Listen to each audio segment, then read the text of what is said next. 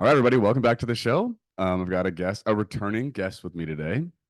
So several episodes ago, I interviewed someone named Tyler Williamson. He's a coaching client of mine, but also former BS Bethel School of Supernatural Ministry student. We knew each other back in Reading.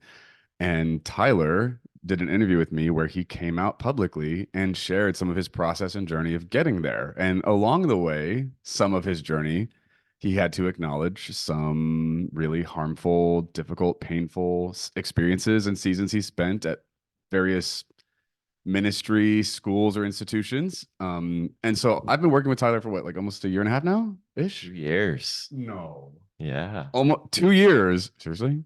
Okay. So we've been working together for a while now, and it has been a journey. And so before we get into any of this, I'll let Tyler speak. I just want to just drop a big disclaimer expectation. So personally, you all know me, you know the work that I do. I'm a huge fan of advocating for people who have otherwise been overlooked, bulldozed, abused, oppressed, right? Especially people in the LGBTQ plus community. That's a huge priority of mine. And it's a really like awkward tension to navigate for anyone who isn't coming from that place because it can come across if you're someone who's been abused or oppressed or harmed, especially for years of your life, especially from people who intentionally treated you in a way that was harmful, whether they meant for it to be harmful or not. People who didn't have that experience hear the expression of that as whining, as victimy, as being ungrateful or like bitter. Or there's all these really negative, specific, like specifically targeting like labels and ideas about people in that position that are used to like invalidate our experiences, to erase our voices. It's a supremacist like tactic to continue to further the oppression or to like maintain it. And so I have a huge value and priority for giving voice to people who have been in positions like that. I want to be able to hear them because that was me. I mean, in some ways it's still me and so, right? And it's so awkward and painful to watch people who aren't coming from that place just put us in a box and dismiss us. It's so frustrating and painful. So today is going to be one of those moments where I want Tyler to be able to share his story. And I think I want to just acknowledge it's going to be uncomfortable. We are intentionally choosing to lean into the discomfort and the tension that is going to be created from Tyler's experiences. But I'm telling Tyler right now, like, be as honest as you want to be. I don't need you to censor yourself, hold back, whatever, you know. I'm gonna let Tyler navigate how explicit he wants to be about all this, but Tyler's been on a journey, and this has been like years in the making. So we're very excited to have this conversation with you. So Tyler, welcome back to the show. Thank you. Thanks for having me back. It's been such an honor to have you with me along my journey over the past 2 years. So much has happened, don't you think? Yes, so much. And super grateful to have been on the podcast last time. I think pretty much everyone that I know and have ever known listened to the podcast. And I'm really grateful just for the opportunity that I had to share what I shared and to invite people into my story. And it was a really cool venue for people that I know and love to get to listen and hear me and hear my story and understand my journey more. And that was my hope today. I think there are some places in my life that have been feeling lonely, that I've been feeling not known, just because so much of my life has changed and I've done so much of an internal journey, um, transforming and growing and coming out and getting free of some things and letting go of some things. And I just kind of want to share that with the world, with the people that I love, and hopefully inspire some people, maybe challenge some others. Um, but ultimately, my hope and my goal in our conversation today is to open up my heart and my story, to offer myself the gift of feeling known and to give voice to some things in a way that hopefully is going to be healing to me and freeing to me, and hopefully inspiring and freeing and healing for other people as well. Love it. And I just want to acknowledge there is something to be said about sharing your story publicly. There is an added layer to that that I don't think you typically are aware of. We're aware of until you do it, right? But when you share your story in a context where you're releasing the narrative or the control over it, and you simply like offer it as a gift to the general public, not knowing who all is going to listen to it and what they're going to do with it. There is something about a letting go and a trust, I think, in that dynamic that is liberating and healing. So I'm excited for Tyler to get to do this just because of that one function alone. There's a releasing of like, 'cause for so long, many of us have guarded our stories and our experiences, and we've withheld the truth that we experience because we're afraid of the big bad and how they're going to punish us for saying the things that they don't want us to say out loud. Or there's lots of reasons why, right? And but that when that continues to get held within us, it diminishes us, and we actually pay that price with our own vitality. So to me, this is a big step for Tyler today because he gets to release. I feel like I'm like announcing a baptism, which I am not. I think him getting to release that perpetuated practice of secrecy and silence is going to be so like important for his own personal process. But then I also think there are a lot of people out there who need to hear what Tyler has to say, the way Tyler has to say it. And it, like I said, it's uncomfortable. So let's get into it, shall we? Like, Yeah. Tyler, let's start with like you shared some of your story in the previous episode. Let's assume people watching this now didn't listen to that. And even if they did, obviously there are details that we danced past because it just wasn't the focus of that interview. Let's take some time today to actually like get into it. Kick us off, like set the stage. What happened? Well, uh, even with what you were saying, Mike, about, being able to publicly share my story, I worked in full-time ministry, in the evangelical Christian space for 2009 to 2022. Wow. So that's 13, 14 years. Um, and, had a pretty public platform, at the ministries that I worked for, the schools that I worked for, the summer camp that I worked for, and was really active in churches and cities that I lived during those times, and got to speak at churches and go to conferences and speak at conferences, a lot of which was really fun, a lot of which I'm grateful for those opportunities and the things that I learned and gained from those. Um, but I think I owe it to myself, and I owe it to people who saw me in those public platforms to be able to share my story and experiences in a little bit of a different light. Because I think, for me at least, when I saw different speakers and leaders, standing on a stage with a microphone, my assumption was that everything was hunky dory and that they were like this, Christian demigod, this, like idol of a person who had everything all figured out and who were living this idealistic life. And I think that hopefully some of us are beginning to experience recently that platforming and pedestaling of leaders actually might not be the best thing. It actually might be harmful to those leaders that we're platforming and pedestaling, as well as to us for kind of worshiping and idolizing those people. And I'm specifically referring to just people who've fallen, people who've committed harm against others, and those things being brought forth in a public way. I think talking about those systems and the harm that they've done to us and to each other is important. So yeah, I lived a life, kind of met Jesus when I was 17. Went to ministry school, did a bunch of different ministry schools, and summer camps and all of those kinds of things. Um, and had a really traumatic experience, in March of 2022, in which I kind of left full-time ministry, moved back to Birmingham, Alabama, which is where I live now, started coaching with you, started exploring my a deconstruction journey, um, came out as a gay man, September of last year, so September of 2023, um, and have been just on this journey of healing and rediscovering myself, going on dates with boys. And a lot of it has been really fun. And I think for people that have followed along with me on social media, they might have seen more of the like Tyler's at a pride parade and is having fun and living his best life, which in a lot of ways I have, and I'm really grateful for that. I feel more like myself than I've ever felt in my life. I feel more free, more whole, more authentic, more true. Um, so I'm grateful for who I am and for who I'm becoming. But I think I also would love to let people in on the heartbreak that I've been experiencing, the grief, the loss, the trauma, and the abuse that I've experienced along the way as well. Totally. Yeah. So obviously there's so much opportunity for you to be misunderstood in sharing your story.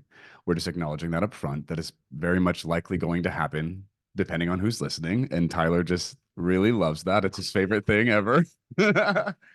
um, but knowing that that is just part of the deal, that you can't change how people hear things or what they believe or what have you. All you can do is tell your truth. Um, let's get into it. So Tyler, a big part of your story and your experience has been navigating, I'm going to say, spiritual leadership. Maybe that's like an easy umbrella term, right? Navigating Christians in hierarchical systems where they are in a superior position and you are an inferior person within the lattice work of the organization. And lots of confusion and hurt and pain and misunderstanding, and maybe, dare we use the word, abuse. I don't want to put words in your mouth, but like dynamics there that have been really impactful in your life. Can we talk about your experience with navigating being in a position within a Christian organization where you felt less than awesome? Yeah, for sure. um, in our last podcast, for those of you who listened, I talked about these things a little bit more generally, and didn't say names of people or organizations. And today I'm going to. And I think that's important for a multitude of reasons. I think for those of you who have been involved or are involved or would potentially be involved in these organizations in the future, um, I think it's important for you to know about these things, about these places. My hope also in sharing some of these things is to hold some of these people and places accountable for their actions. And a hope that some of you who are listening might be brave enough to hold some of them accountable too. Um, just that would mean so much to me if the things that I shared were taken seriously and believed. Um, and yeah, if people considered what my experiences were with some of these people in some of these places, and even considered having my back, believing me, and living your life forward in such a way that if you believed me, maybe you would interact with some of these people and places differently. Um, but yes, I think my first kind of really wake up call with Christian leadership was at the summer camp that I worked at for 10 summers and worked on full-time staff for 6 years, a place called J.H. Ranch. Um, and again, like we've said, like so many of these places have meant so much to me, like I shared in the last podcast, have brought beautiful, positive elements to my life. It was at the JH Ranch that I first learned about leadership and learned that I could be a leader. And that was life-changing for me, to have people around me who saw greatness in me, who saw that I could be a leader, who trusted me to be a leader and to be a minister to others. That was life-changing for me. And I had so many moments of like feeling really seen and loved and acknowledged by leadership, especially my first 2, 3 summers there. And then 3 or 4 summers in, I started working a little bit closer with the founder, and then like president, CEO of the JH Ranch, a guy named Bruce. Um, and just like started having some really different experiences of leadership, experiencing a leader who like yelled and screamed at people. Experiencing a leader who, I would walk in the kitchen and half the kitchen staff would be crying because he was just in there telling them all the things that he did wrong. Or I would walk into one of my friends who was on full-time staff, their office, um, and he had just told them all the things that they were doing wrong. Um, and I started having more personal experiences with Bruce, where there was a part of the ranch that I was in charge of, the big top tent where all of the messages and songs happened. And like I was asked to do things that were like against fire code. And I was asked to do things that like other people told me I couldn't do.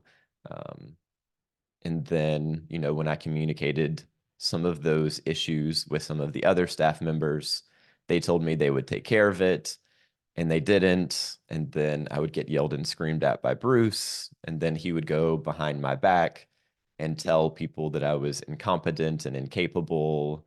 Um, and that began like a years long vendetta that he had against me, in which at times he would like mock me or make fun of me.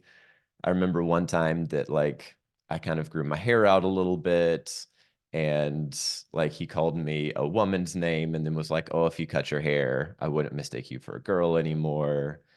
Um, and it was really stressful and confusing because I had been a part of this environment for so long.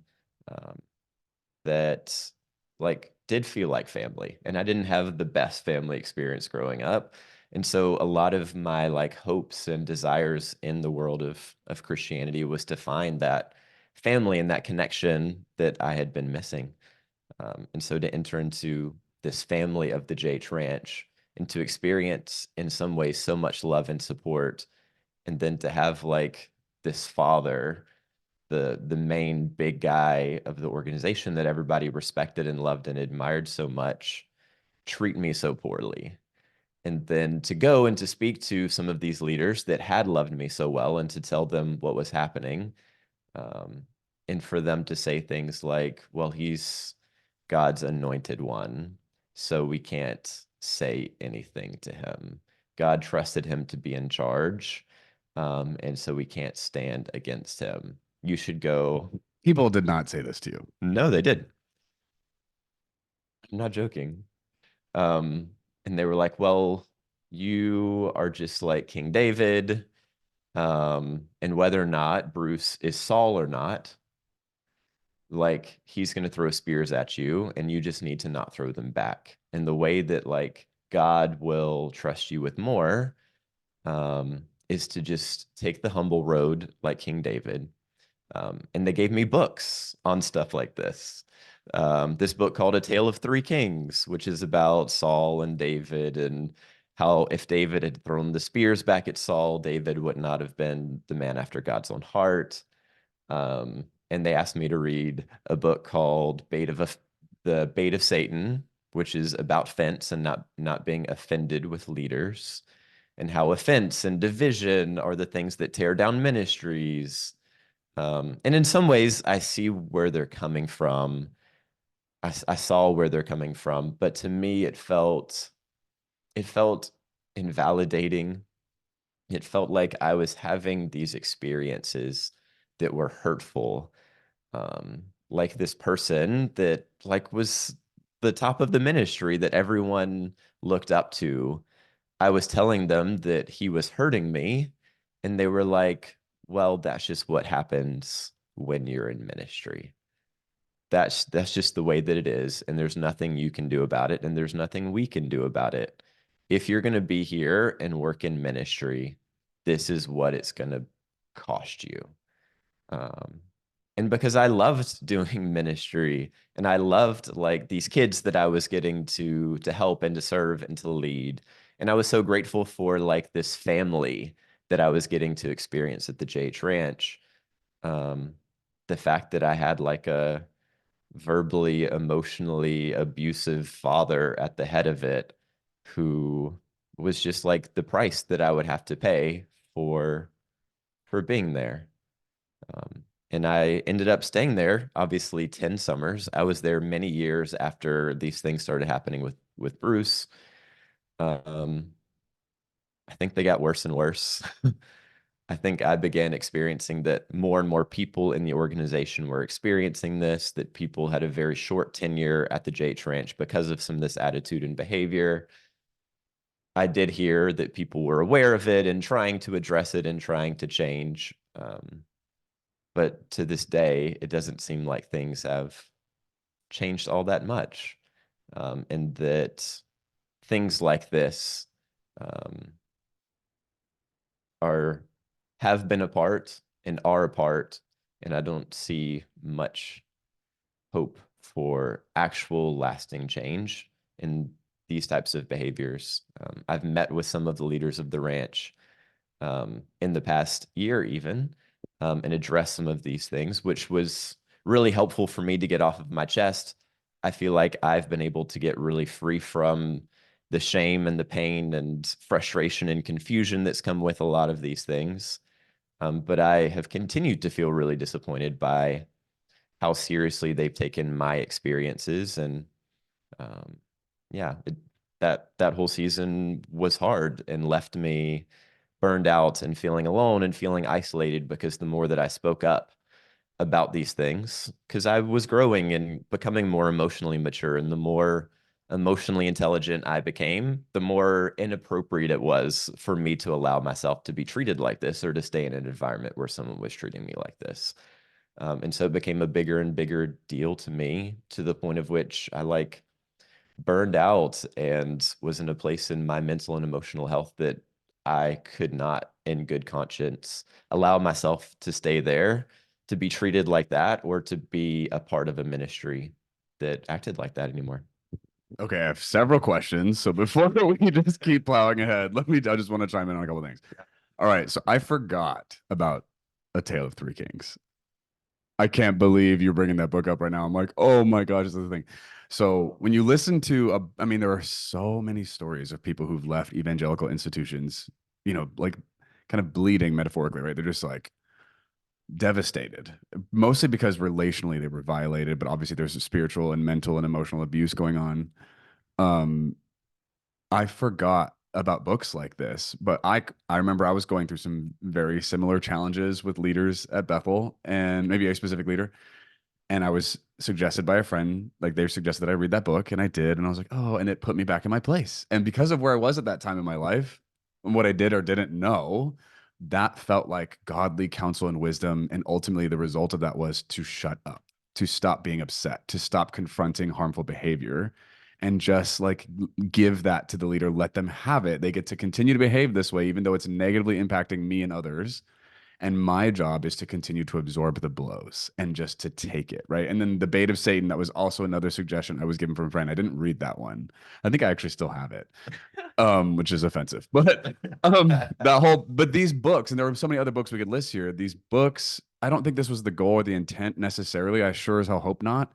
But these books written by typically straight white men in these evangelical power institutions, um, they write these using scripture and like people's deeply held spiritual values and principles to disable the person who's not in leadership, to continue to groom them to stay in a submissive, vulnerable position where they have no recourse. They don't have a voice. They're not allowed to confront or challenge or hold accountable harmful behavior, or like systemic oppression, dare we use that phrase, right? Like that stuff kind of goes away when these books, these messages get internalized. I'm here to follow, I'm here to be led, I'm here to submit. Like there's so many words that we could use to accentuate, like to explain this grooming culture, but it ultimately anesthetizes you from the pain you're experiencing, causes you to have to embrace a cognitive dissonant experience and just bear the brunt of like toxic traits in leaders. And the one of the biggest, most upsetting things about this is that we don't really acknowledge the power differentials going on in these systems. The people in leadership have almost all of the power and they have most of the protection. They're the ones who are believed, and the system comes to typically defend and perpetuate their role.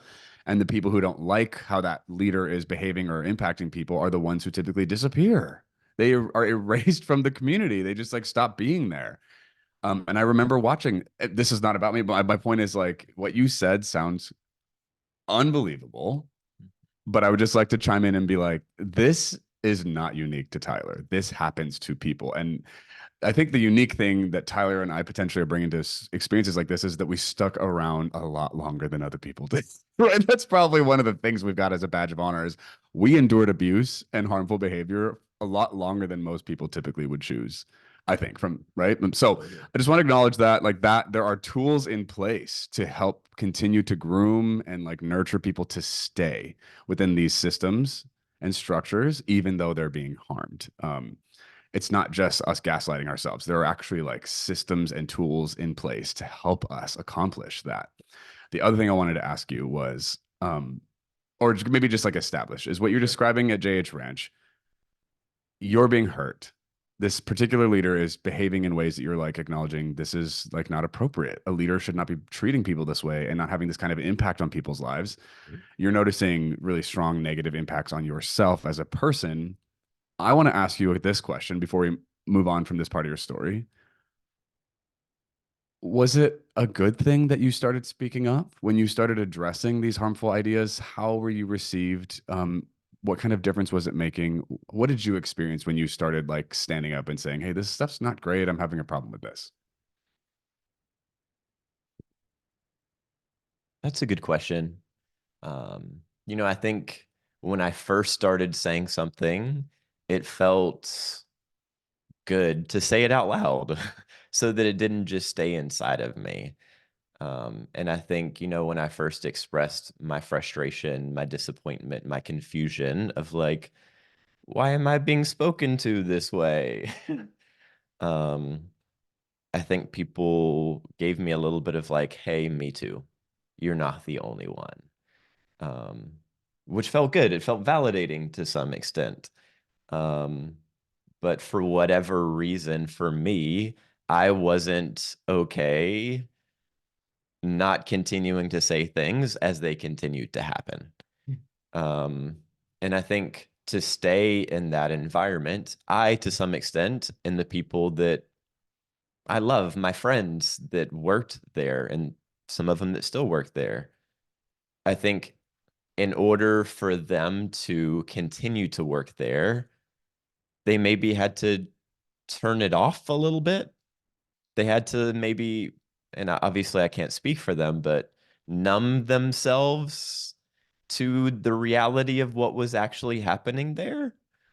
Um, and I think if you asked my friends who still work there, they would say things are getting better. Positive improvements are being made. Small changes are happening. Bruce is becoming better. He's not doing the same things that he used to. The ranch is becoming a healthier and healthier culture. Um, and I would never invalidate their reality. And I hope that that's true. I hope that the ranch is becoming a healthier and healthier place. Um, but my concern and my fear is that those are the stories that they tell themselves in order to stay at this ministry. Because those are the stories we told ourselves. That was the story that I told myself. Um, and when I brought those things up to leaders when they started happening in 2012, um, they were like, "Hey, things are going to get better. Things are getting better. Bruce is less toxic than he ever has been." My paraphrase of what they said, obviously. Um, and I had hope that things would change. And I was like, I love these people.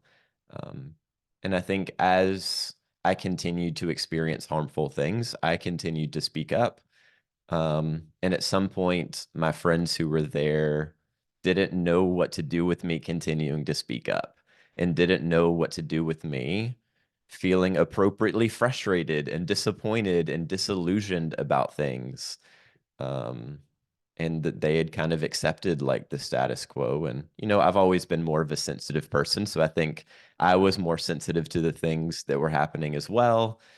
Um, but yeah, it was heartbreaking because I think I would just really want to emphasize the JH Ranch changed my life in a multitude of positive ways.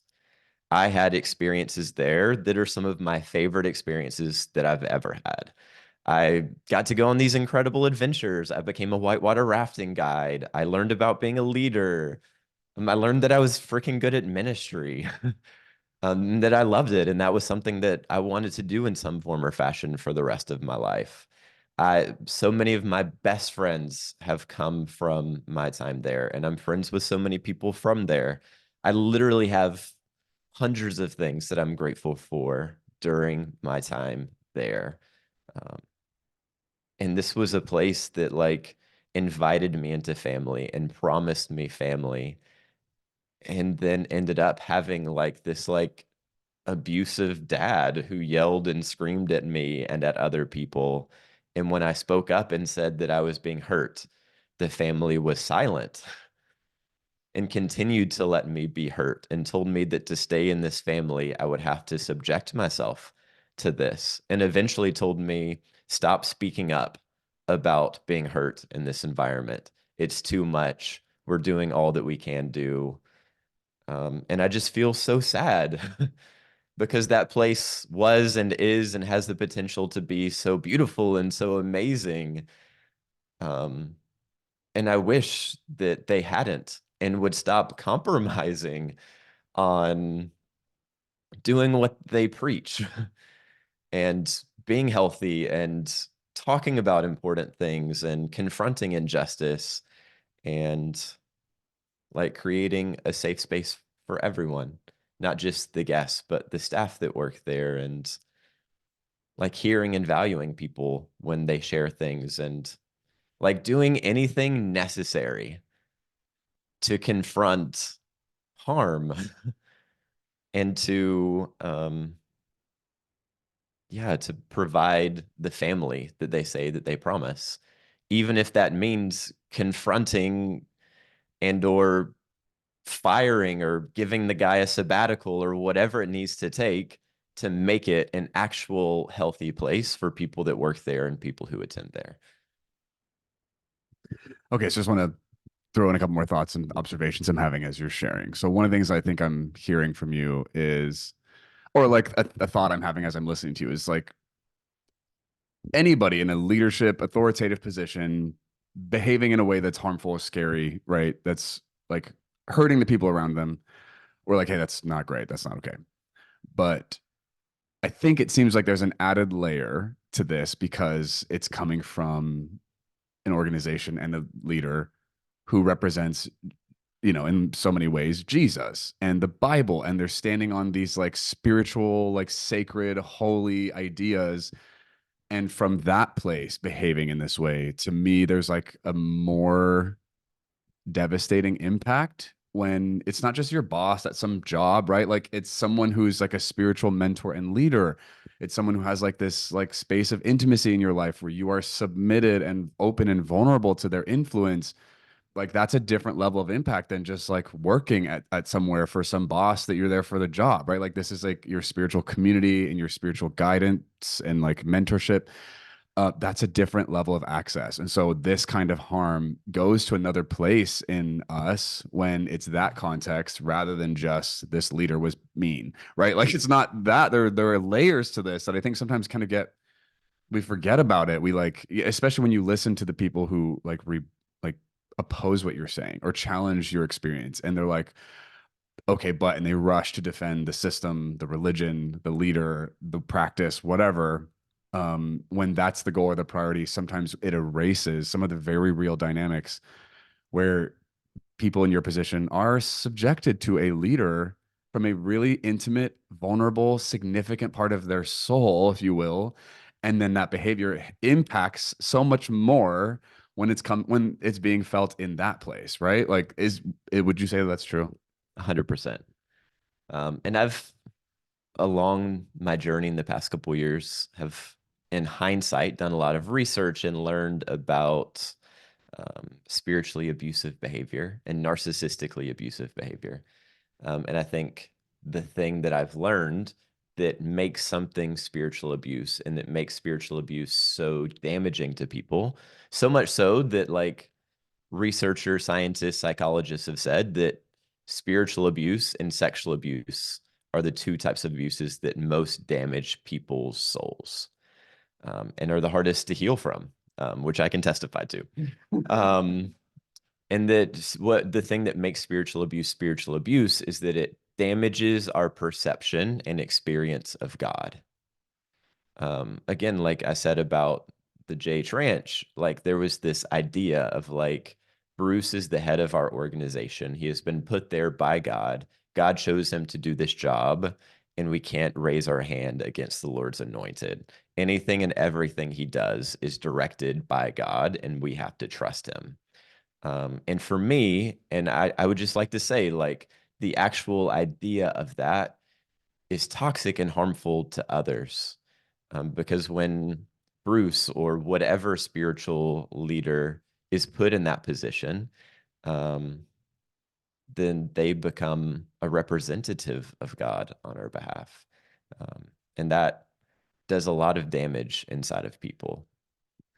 Yeah, so maybe a note from the road. I want to just like put a flag on the side of the road as we're going and be like, hey, this feels like something that we're acknowledging here. Um, for those of you who are in a spiritual community, belong to a church or a ministry, organization, whatever, if the way this organization and the leader particularly functions is an authoritarian power structure where this person is untouchable and what they say goes, and the people around that leader are all subject to what that leader decides, I would like to propose this is not quote unquote biblical. I don't even want to use the Bible because of how toxic and sideways that can get so fast for people who are biblical literalists and uneducated about the texts. But when you look at the example of Jesus and you listen to Jesus talk about leadership, it does not behave that way. The leader is not there to be at the top of the heap, who is untouchable, most protected, receives the most benefit and privilege, and then causes harm from that place. The leader is actually supposed to be the one coming under everyone else, serving the betterment of everyone else. So if you're part of an organization that is spiritual and the leader is not behaving that way, something is wrong. And if they're using Jesus to justify their authoritarian position, something's wrong. Okay, I just wanted to just like say that. Let's just acknowledge that. Do you want to edit that at all? That is perfect. Thank you, Mike. Okay, so let's. Is there anything else on JH Ranch you want to say? Okay, let's move on. Where did you go from there? What happened next? So at the end of my season at JH, 2018, summer of 2018, I transitioned out of there, which was a really messy situation. I was burned out. I mentioned in the last podcast, I fell in love with a boy.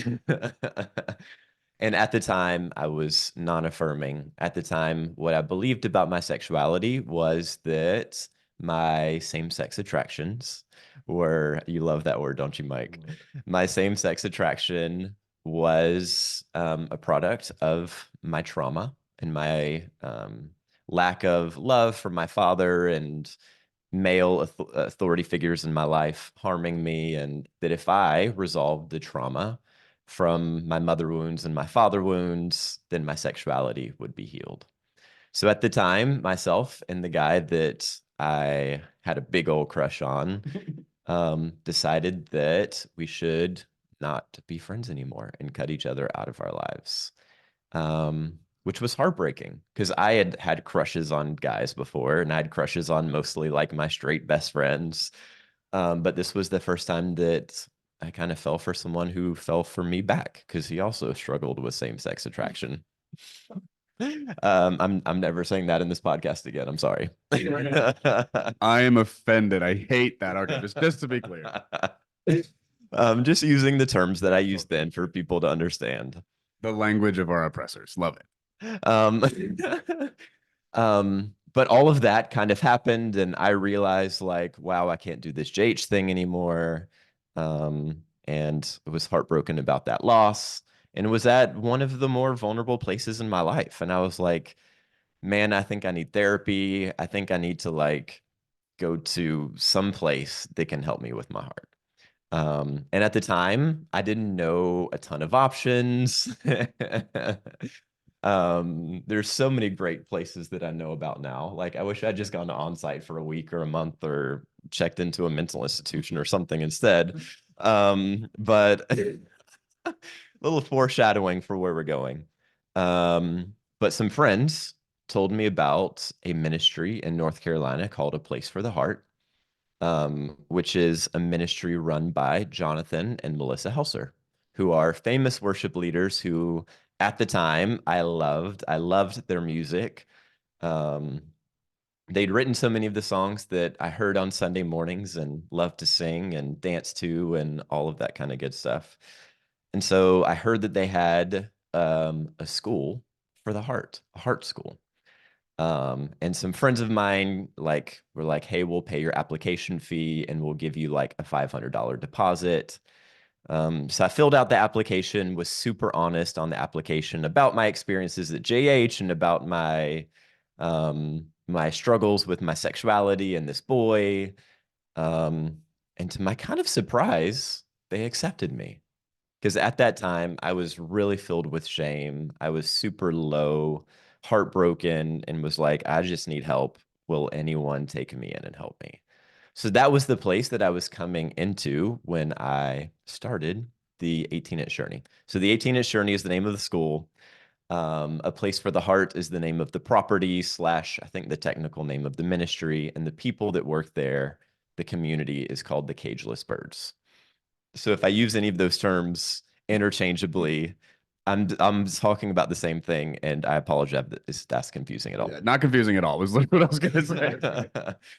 um, so I went full of like a lot of expectation. And when I first arrived there, it was like this beautiful land, 52 acres, this beautiful lake, super cool people that were there. And I was like, man, these are like celebrity Christians, like the best of the best. They're signed with Bethel Music and they write all these famous songs. And look how many followers they have on Instagram. So I was starstruck. Um, and I don't know what I thought I was getting myself into, but I think I thought I was going to do like therapy all day, every day. Um, and like the first day, they made this beautiful meal and wrote cards for us and read these cards for us and like sang over us. And I remember Jonathan Helser came and like put his hands on my shoulders on that opening night dinner and like was singing over me, which I'm like, oh my goodness, like Jonathan Helser is singing over me. Um, and it was like a dream come true to be in an environment like that and to be at a heart school. And, you know, is a mix of things because I felt so ashamed of my sexuality. I didn't want anyone to know. I mean, I was in the closet. I was hiding my gayness all of my life because I thought it was the most despicable, evil, most punishable thing about me that if anyone ever found out, I would lose everything. And that if I ever chose to be gay, um, that was the worst thing that could ever happen. Everyone would reject me and abandon me. Um, and so I showed up just like really vulnerable and really in need of help. And at first, there were these really beautiful, positive experiences. And to be fair, I did their phase 1 school, phase 2, did an internship, and then worked there for a year, almost a year and a half before I left. So I was there for quite a long time. And I did, again, have my fair share of really positive experiences. How so? Phase 1, phase 2. I don't know how long those are, but how cumulatively, how many years were you there for? Absolutely. So phase 1 was 2 months, phase 2 was 6 months. The internship was an entire year long. So I was there about 3 years cumulatively over the 3.5 years that I was connected to that place. Cool. Um, so lots of beautiful experiences, had lots of charcuterie boards and made lots of beautiful art. And no, seriously, like a lot of those things, like I have a garden at my house in Birmingham because like I learned to garden there. I literally have like 45 houseplants in my house, which I would like to think my friends there who taught me about houseplants would be proud of me for.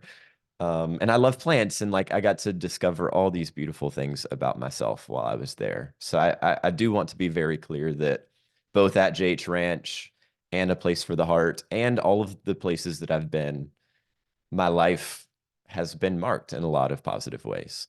I do have a lot of gratitude for those positive things. What I'm hoping to address here is the not so positive things, to be honest and vulnerable about those things that happened to me. Um, I think no one would be a Christian or be a part of a church or a Christian system or religious system if there weren't a lot of positive things from them. I just think, like, what would it look like for us to do better? What would it look like for us to be honest about the not so great things that are happening so that these spiritual systems, religious systems, either can be replaced by better ones, or improve and address their issues so that they can become things that are life-giving and safe, to all people, to queer people, to people of color, to women, to trans people, et cetera, et cetera. Like, to become a place that people with sensitive nervous systems and people who aren't white or people who aren't male, can be really positively impacted by them as well. So I got to A Place for the Heart, and kind of the first big red flag, was I was having a one-on-one meeting with my leader that year, JD. Um, and he asked me some, I think, good questions. Why'd you come here? What do you want to get out of this experience?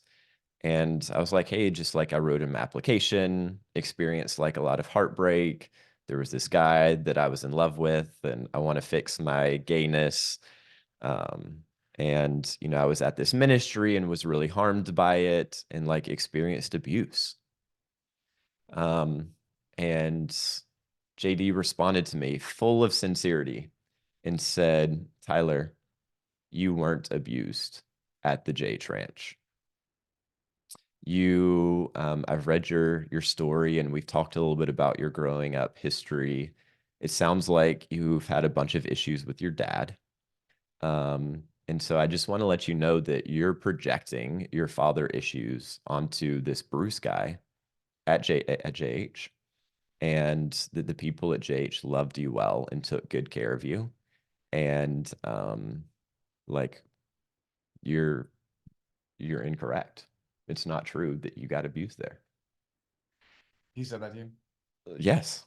I mean, paraphrase, this was Yeah. years ago. I'm not quoting him verbatim. Yeah. And, I'm representing these conversations to the best of my ability to remember. And what I can say is that I felt confused by what he was saying to me. But what he ended up saying was like, but don't worry, because we're here and we're going to help you and we're going to help you figure this out. And you're going to be safe here and we're going to love you and help you address all of these things.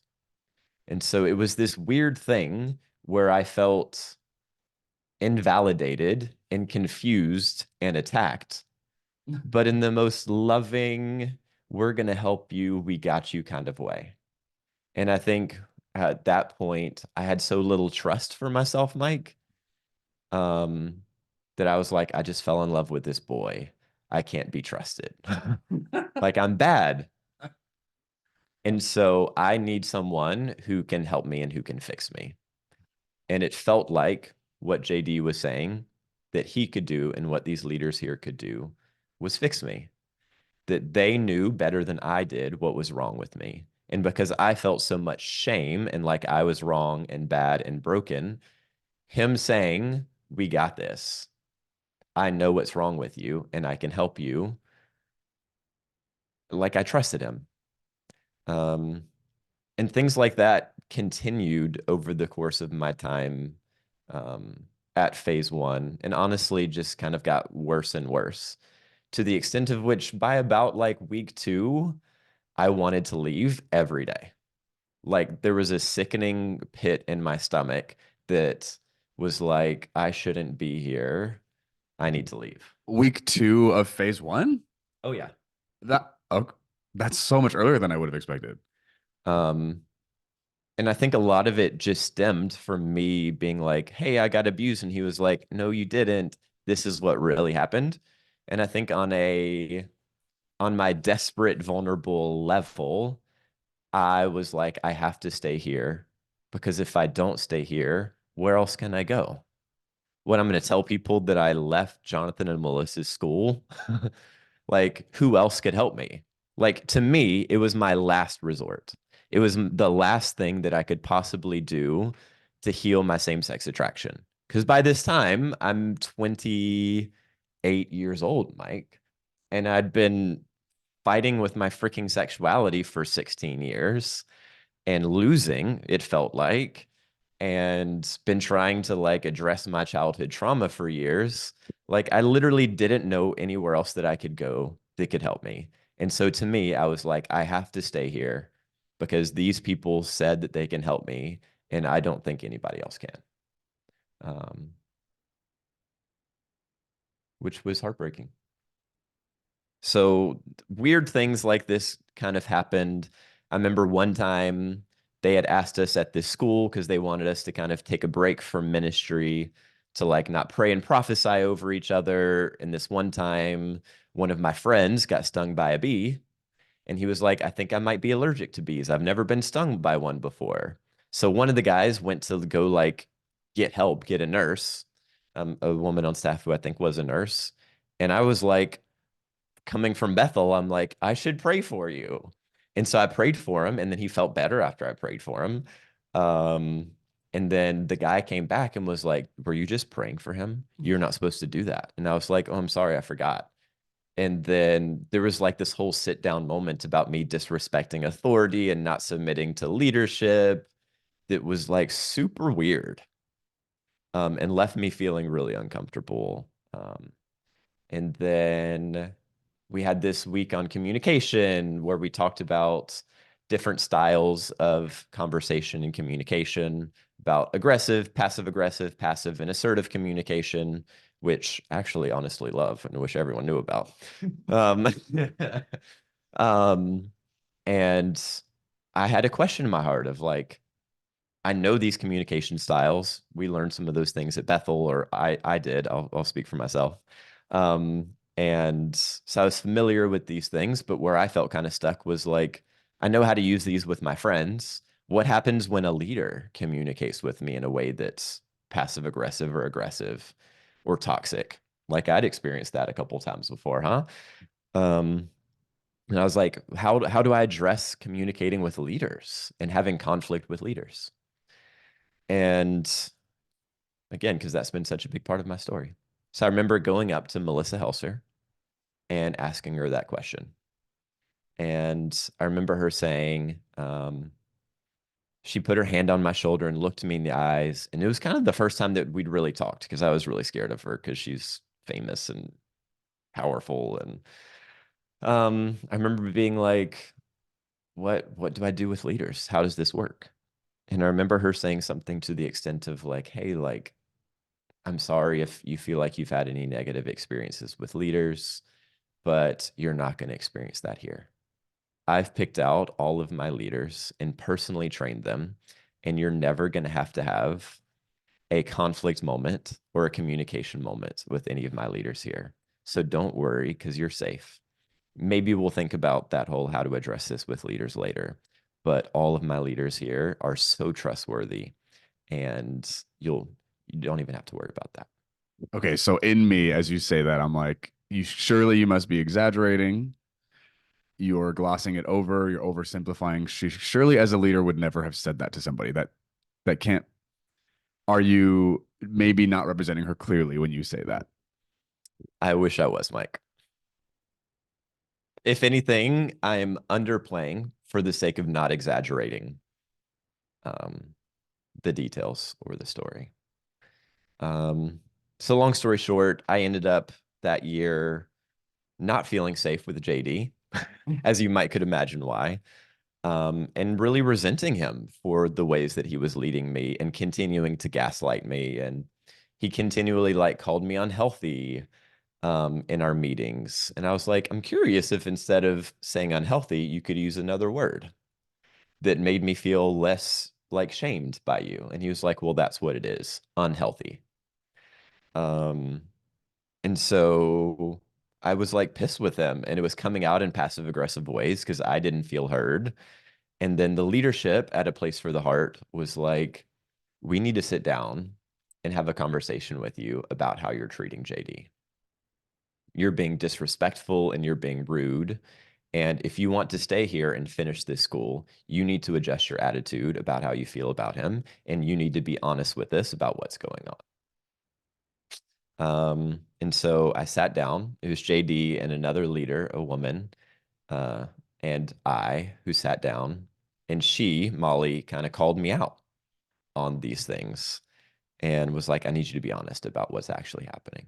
And I was honest and was like, hey, like, I felt really disrespected by JD and feel like he's been kind of an asshole in the way that he's interacted with me. And I haven't felt safe to open up and to be honest.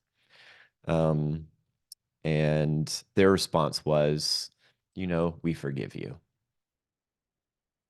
We forgive you for thinking and believing all of these lies about JD. And, now that you've been honest, you need to treat him differently so that he can lead you the way that he's supposed to, so that you can get out of it what you need. And it was all really, pardon the French, mind fucking to me because they were like, oh, we love you. Thank you for being honest. Thank you for being vulnerable. Thank you for telling us how you feel. And now you need to take ownership of this bad attitude and actions and behavior that you have against this leader.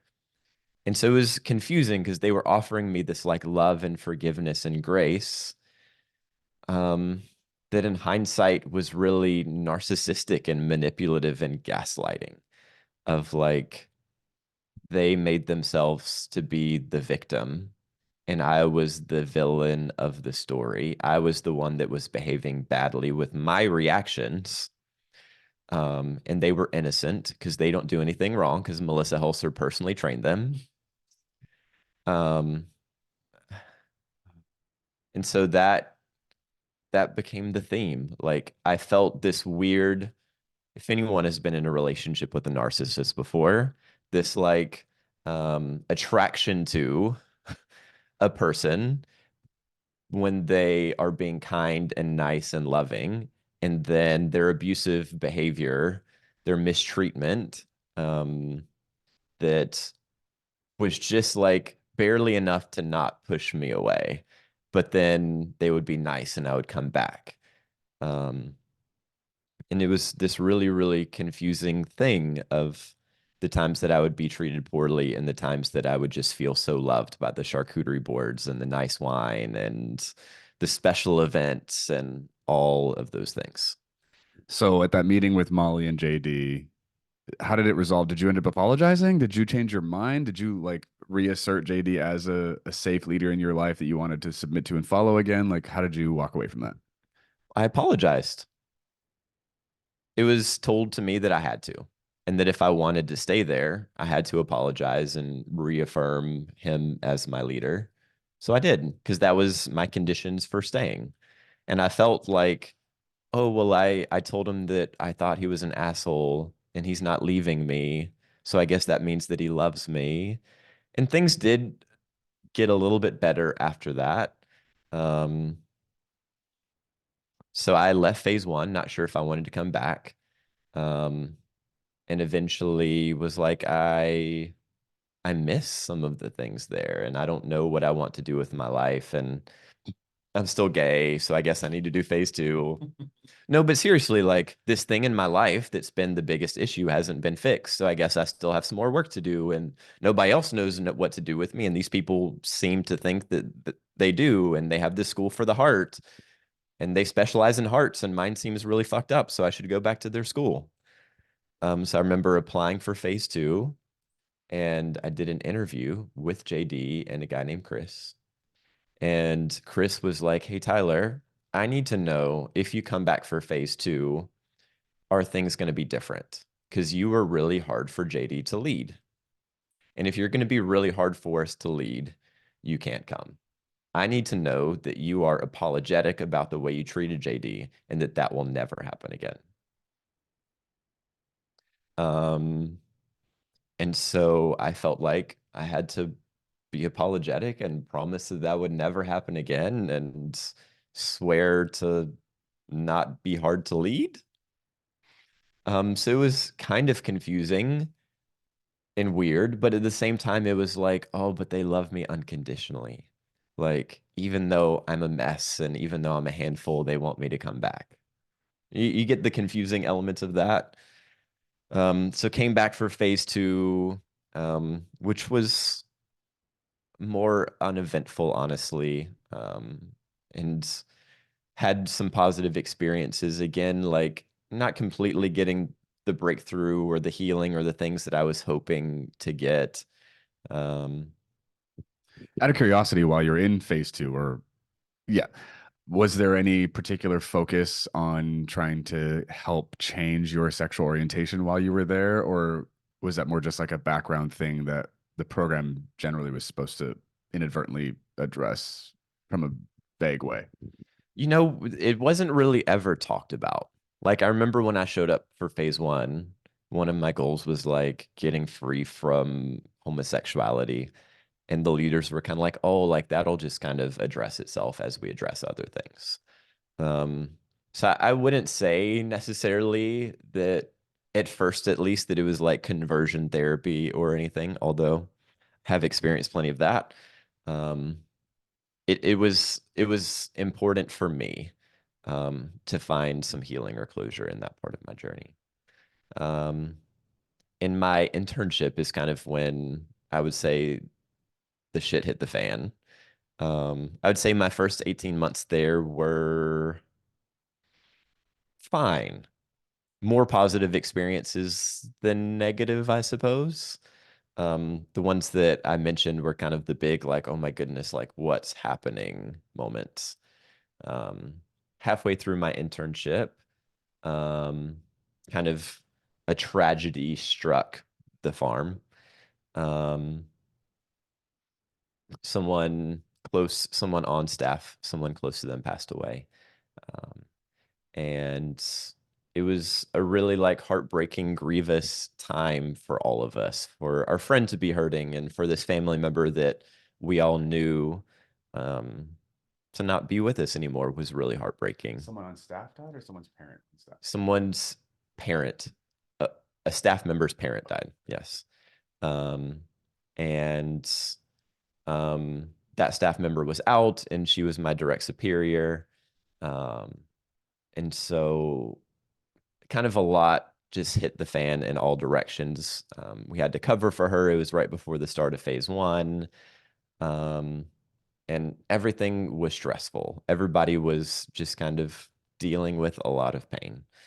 Um, and as an intern, I was hoping to have the opportunity to do some leadership with some of the phase 1 students. And I remember one of the things that kind of changed kind of right off the get-go was Melissa sat down with us as interns to let us know, hey, we had made a plan for you guys to have students to lead, but you're not ready. So we're not going to do that anymore. You guys are going to be shadowing instead of leading one-on-one. Um, we need to make some adjustments. Y'all aren't ready, and we aren't ready for you to do this. And then she basically said, like, hey, you guys have all been practicing being vulnerable, and I would just love for each of you to take just a moment. There were 4 of us interns to let me know, how are you feeling? How does this affect you? And so I'd been practicing a lot of vulnerability. Um, and was proud of myself for how I was practicing authenticity and vulnerability. And so I chose to go first. And I remember saying something to the effect of like, I feel sad. I was really looking forward to the opportunity to like get to lead a student. Like leadership is something that I'm really good at.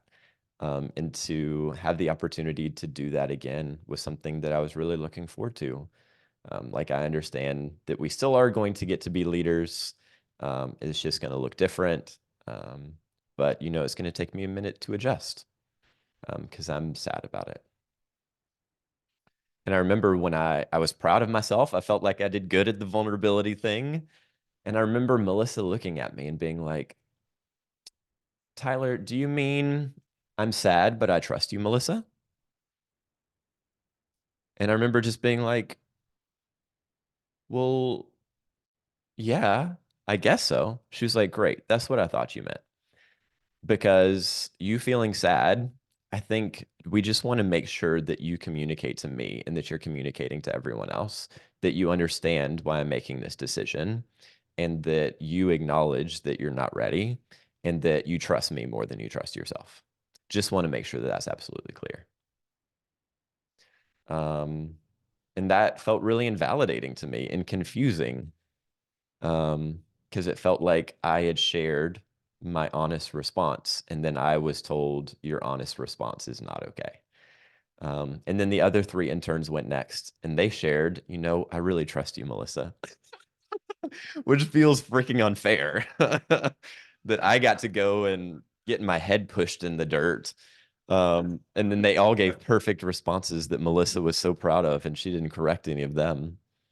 And that shut me down, and I felt puzzled by that. And so there were a couple other moments where people were asked to share, and I didn't really share because I was scared of saying something and being told that that was wrong. Um, and I pulled aside one of the other leaders, Justina, and was like, "Hey, like I had this interaction with Melissa. This is what I said. This is what she said. I'm confused." And Justina just went on to say, like, "Hey, Melissa's right. Like you're not trusting of us. You really need to work on opening yourself up to be vulnerable. You weren't vulnerable when I asked you questions." I was like, well, I didn't feel super safe because of this thing that Melissa said to me. And Justina just kind of like went on a rant about something else that I needed to work on and that I needed to fix, um, which would quickly become just the pattern of my next 18 months. Not long after that, again, I told you my friend was having this crisis in her life. She was also my boss. She was gone. She was in charge of the kitchen. And so, we had a big hole there, and we had a brainstorming meeting as a kitchen team about what to do now that she was gone. And so Jonathan and Melissa sat in on that meeting, and we were all giving ideas. And my friend Tati, who was in charge of the kitchen, kind of the second in command, was like, I think, me and Tyler and Trevor are just going to have to be in there, all of us from breakfast till dinner every day for 2 weeks. And I was like, hey, like, I'm curious if I could share an idea. Like, I feel really capable and confident in the kitchen. I would be happy to like run some shifts, like so that each of us can have a break and we don't all have to be in there breakfast till dinner for 2 weeks. Like I would feel great running a meal so that my friends can have some time off and so that I also can have some time off, which I thought was a really logical solution and would certainly be helpful for me. And I was hopeful would be helpful for the rest of the team. And I remember Melissa saying, like, are you saying this in a selfish way because you want a break? Or are you actually saying something that you think might be helpful? And I was like, well, both. And she was like, I think you need to stop being so selfish. And if you are advocating for yourself, say that you're advocating for yourself. Don't say something in a manipulative way, acting like you're helping the team, but actually you're just thinking about yourself. Um, And so, like, a lot of hurt and anger started happening inside of me with Melissa and with Tati and with other people in the team, where I was just constantly feeling attacked and invalidated, and like the things that I was saying were going unheard. Um, and what ended up kind of evolving was I kept having moments like that. Um, and when I would try and speak up for myself, I would feel invalidated. And so I was just angry and depressed. And thankfully, I didn't have to be in the kitchen the whole time. It kind of felt like they adopted some of the idea that I proposed, um, but was worked to the bone and was really hurting. Um, And the thing that was being said about me in those times was that I was grasping for control, I was being disrespectful of leadership. Um, and so it was honestly like some of the shittier month of my life of having these interactions, and my friend's gone, her mom has just died, and like she was my leader who was supposed to protect me, and now she's gone, and these other people I don't feel safe around and I don't feel seen by, and they're saying that like I'm bad and that I'm doing a bad job and that I'm hurting people. And it was just really confusing and painful, Mike. Ugh. Just gonna shake some of that off. Yikes. Uh, okay, so obviously this is a not great environment for you to be in. It sounds like you're continuously being mischaracterized, misunderstood. The way you're expressing yourself is being interpreted in ways that you're like you continue to be put in like a negative light and seen as someone that you're not, and trying to do something that you're not trying to do. But it's also changing the way people are relating to you or viewing you in the community, which I think for anybody experiencing that, that's going to have a really intensely negative like impact on your social, emotional, and mental health, right? Like you're just going to not feel super great being there. I'm kind of thrown by the timeline a little bit. So phase one was 2 months. Phase two was 6 months. 6 months. The internship was a year. Okay, so that's like a year and 6 months. Got it. So that was the first 18 months. And then when you're the story you're sharing now, that was during your internship. Yeah. Okay. Halfway into my time there. Okay. And then you after all of this, which sounds like I wouldn't want to stay there. I wouldn't want to experience this. Um, then you like were on staff, you said, is that right? And you worked there for another year after all this. Sure did. Can you help us understand that decision and then like let us know how we progress? And to paint more context for this community that I was in, all of us single folks at least, lived on the property of a place for the heart. So there were 25 of us.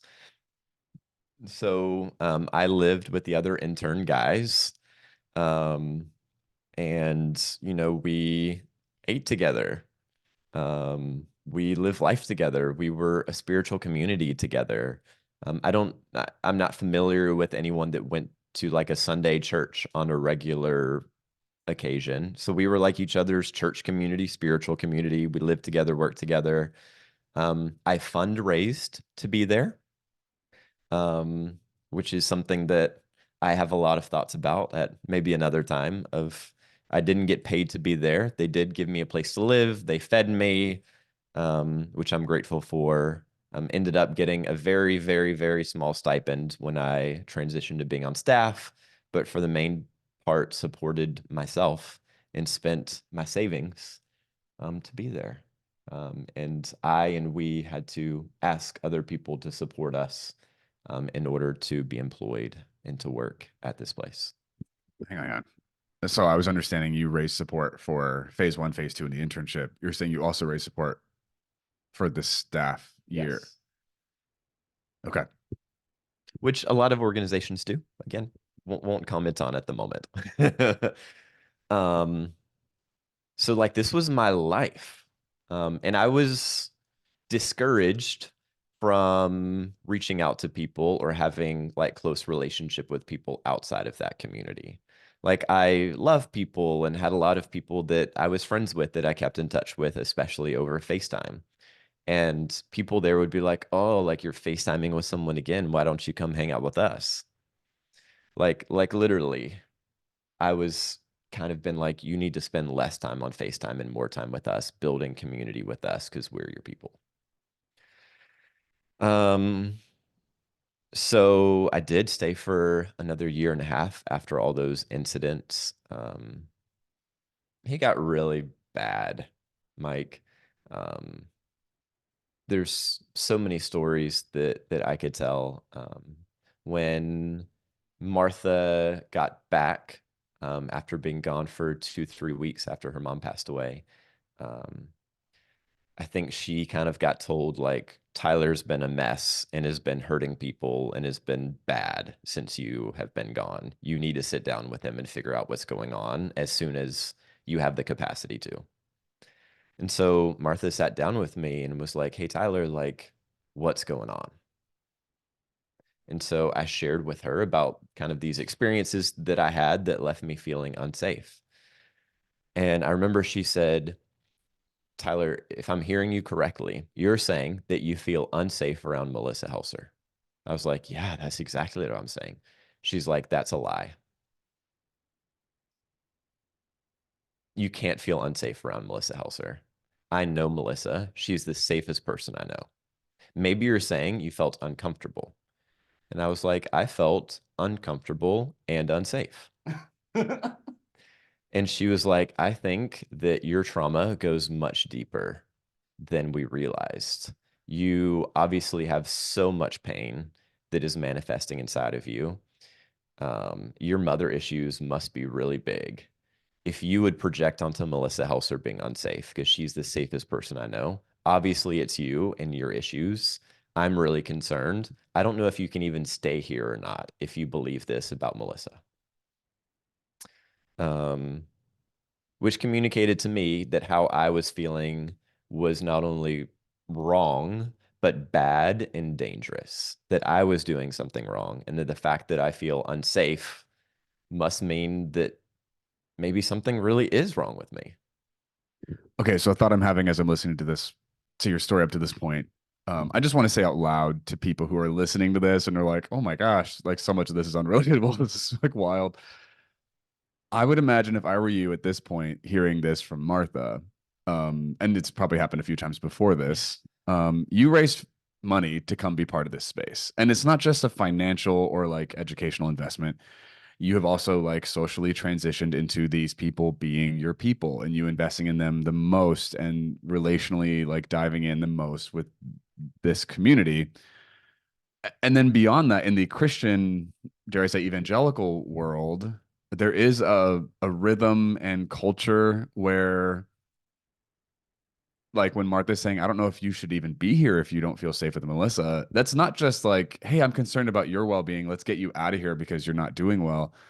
For you to like be dishonorably discharged, right, would not just be about your time at the cageless from the hearth place. Oh, God, your time with the cageless birds, you would carry that scarlet letter, that shame, that rejection into other Christian spaces because it's not like these places exist in a bubble. They kind of weave into each other here and there. People know each other from places, leaders talk, you know, so you're also experiencing the threat of dejection and like shame being like stigmatized. If you don't stick around and maintain right relationship with this community, that's going to go with you into whatever community you go into next, as long as it's Christian, right? Like, so you've got your identity on the line too, your social acceptance, your belonging in community, like greater community, is being threatened with the notion of you being kicked out. Is that true? Absolutely. And just to remind everyone, like, I thought this was the only place that could help me. So it felt like everything was on the line, and all these people that I loved in this community that I had wanted to be a part of. And, by this time, leaders there were telling me, like, "We want you to stay here. We want you to marry one of our women. We want you to have kids here. We love you so much. You're part of our family. So proud of how much you've been changing and growing. So proud of how you've been like practicing your vulnerability and growing out of accusation and suspicion against leaders." Um, so, I ended up just apologizing for all these things and biting the bullet because I wanted to stay and I wanted Jonathan and Melissa to like me and to love me, because they're these famous leaders, so they can't be wrong. Um, but internally in my body and my soul, I was being harmed. And I think to me, a kind of the next year when I started on staff, I was able to get some medical insurance, not through that. ministry, but because I was so poor and I made so little money, I could get like free health insurance. So I remember going to the doctor's office. This is January, end of January, beginning of February 2021. And just going to a doctor's office in a nearby city, Asheboro. And because of like COVID crazy going on, they were doing mental health screenings. What year was? 2021. Oh, okay, sorry. So they were doing mental health screenings just because everybody was feeling lonely. Praise God for them doing mental health screenings. And I remember I filled out all the paperwork and filled out the mental health screening and was like, do I be honest on this mental health screening? Do I actually say what I'm actually feeling? And Why would you consider lying? because I wasn't doing good, Mike. I wasn't feeling great. But what benefit would it be for you to like withhold that from your medical care provider? Because if I was honest, then I would have to face the reality that I wasn't okay.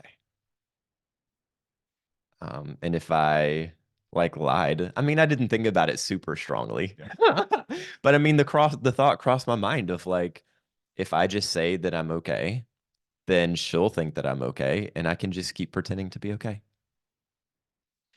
And I think that's important to name and acknowledge because when you watch someone go through this stuff from the outside, so many times along the way, you're kind of wondering, why did they choose this? Why did they do that? And I think it's really difficult from the outside looking in to understand the inner complexity of the layers and tethers that like are influencing your decision making. And in order for you, from what I'm hearing, it sounds like in order for you to be able to stick it out at a place for the heart, you couldn't admit how poor your mental and emotional health was. Because if you admitted that, it would derail your resolve and resilience to stick it out in that environment. And so that's a huge like surrender because you're giving up your armor that has enabled you to stay in the space that you've decided was your promised land, right? And so we can look at this on the outside, especially hindsight, and be like, "Oh God, this should have changed here, here, here, here." But when you're in it and you have what you have on the line, the decision making isn't as simple or as like clean and basic, like black and white anymore.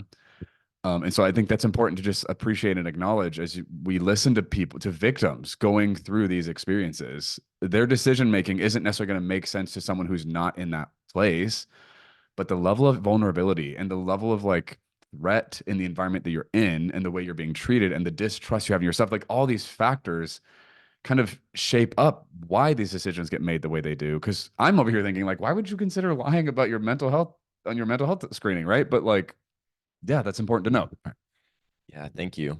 Um, and I mean, a lot of it was external pressure, Mike. A lot of like, I remember when all of the tough stuff was going on, like what Melissa and these other leaders told me was, you need to go to the woods and lie on the ground before Jesus and repent. Repent of your accusation, repent of your suspicion, and repent of believing all of these things about us. So I went and did the best that I could to repent. Mental health screening. Yeah, I'll Oh, go back okay, to okay, okay. that.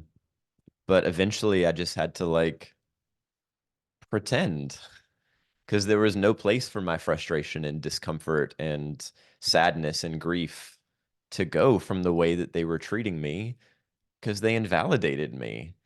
And I was afraid to tell people outside of a place for the heart what was happening. Um, and I also kind of didn't believe myself. Like I believed them for a long time more than I believed my grief and my sadness and my pain. And I thought I could just stuff it. Thus, depression and anxiety and mental health screening. So, mental health screening, filled it out. Doctor did all of her normal stuff and was like, hey, before you leave, can I just talk to you for a second about your mental health screening? You scored really high for depression and anxiety. What's going on? And I was like, I don't know, just like, I'm not sure. I've always just kind of been a little anxious and depressed. And she was like, okay, how much water do you drink? What kind of food do you eat? Asked me really great questions.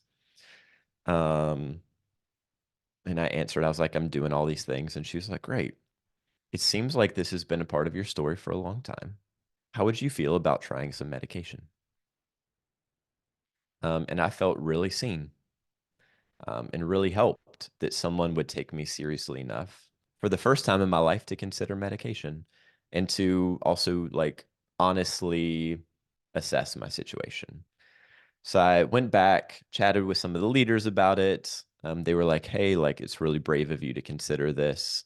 I talked about some of my stigmas and we kind of addressed some of my stigmas around medication, and kind of made the mutual decision together because all decisions in that environment were mutual decisions. I couldn't make a decision on my own or do something like starting depression or anxiety medication without the permission of people there because my mental health, my emotional health, and my spiritual health were all submitted to their leadership and authority. So we agreed that that would be a good thing for me to do. So I started that. Um, and it didn't really help.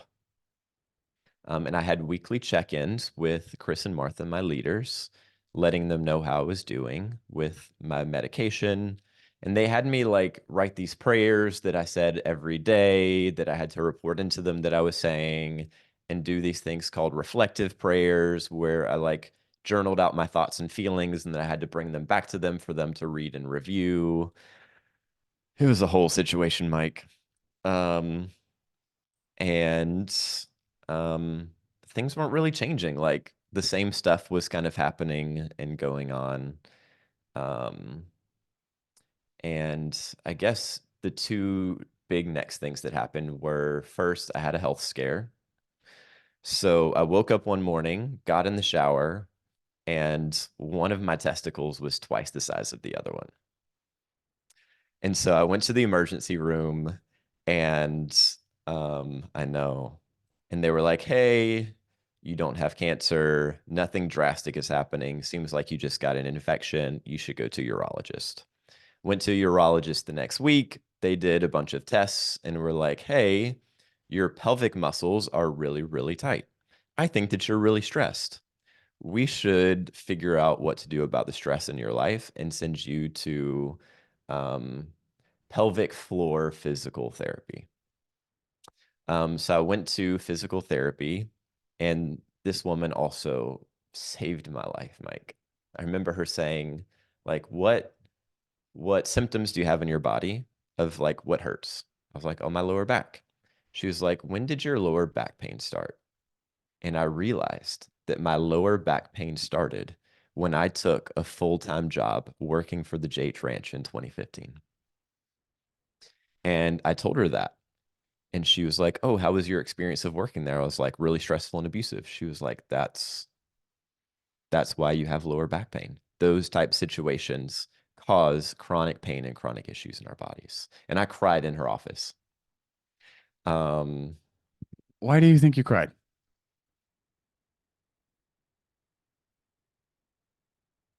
she believed me. Outside of the church, outside of a spiritual environment, in a secular environment, these two female doctors heard me and believed that I was not okay and validated my experience and offered me help. And no offense, but things that were actually fucking helpful.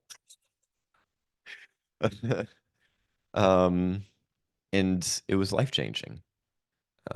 And I think was also a wake up call of like the things that are going on are not okay. They're deeper than I realize.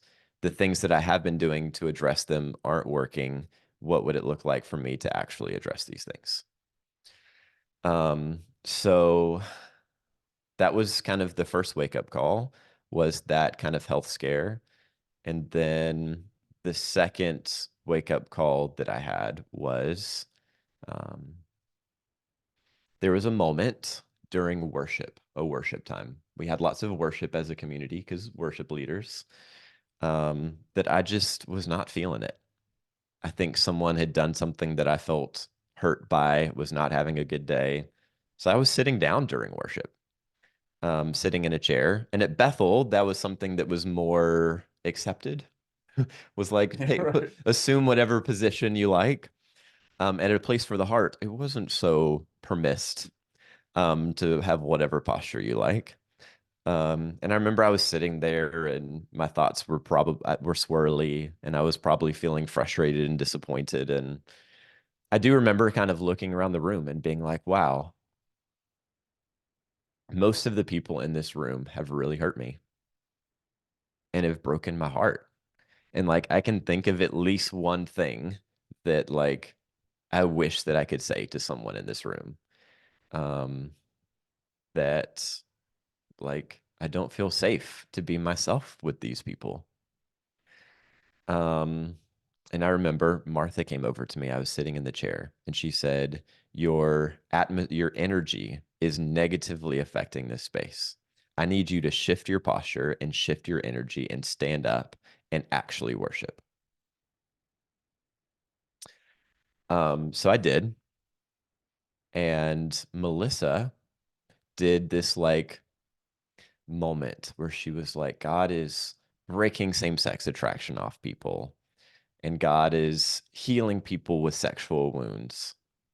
Um, and like it hadn't been talked about publicly that that was me, and so I didn't want to say or do anything.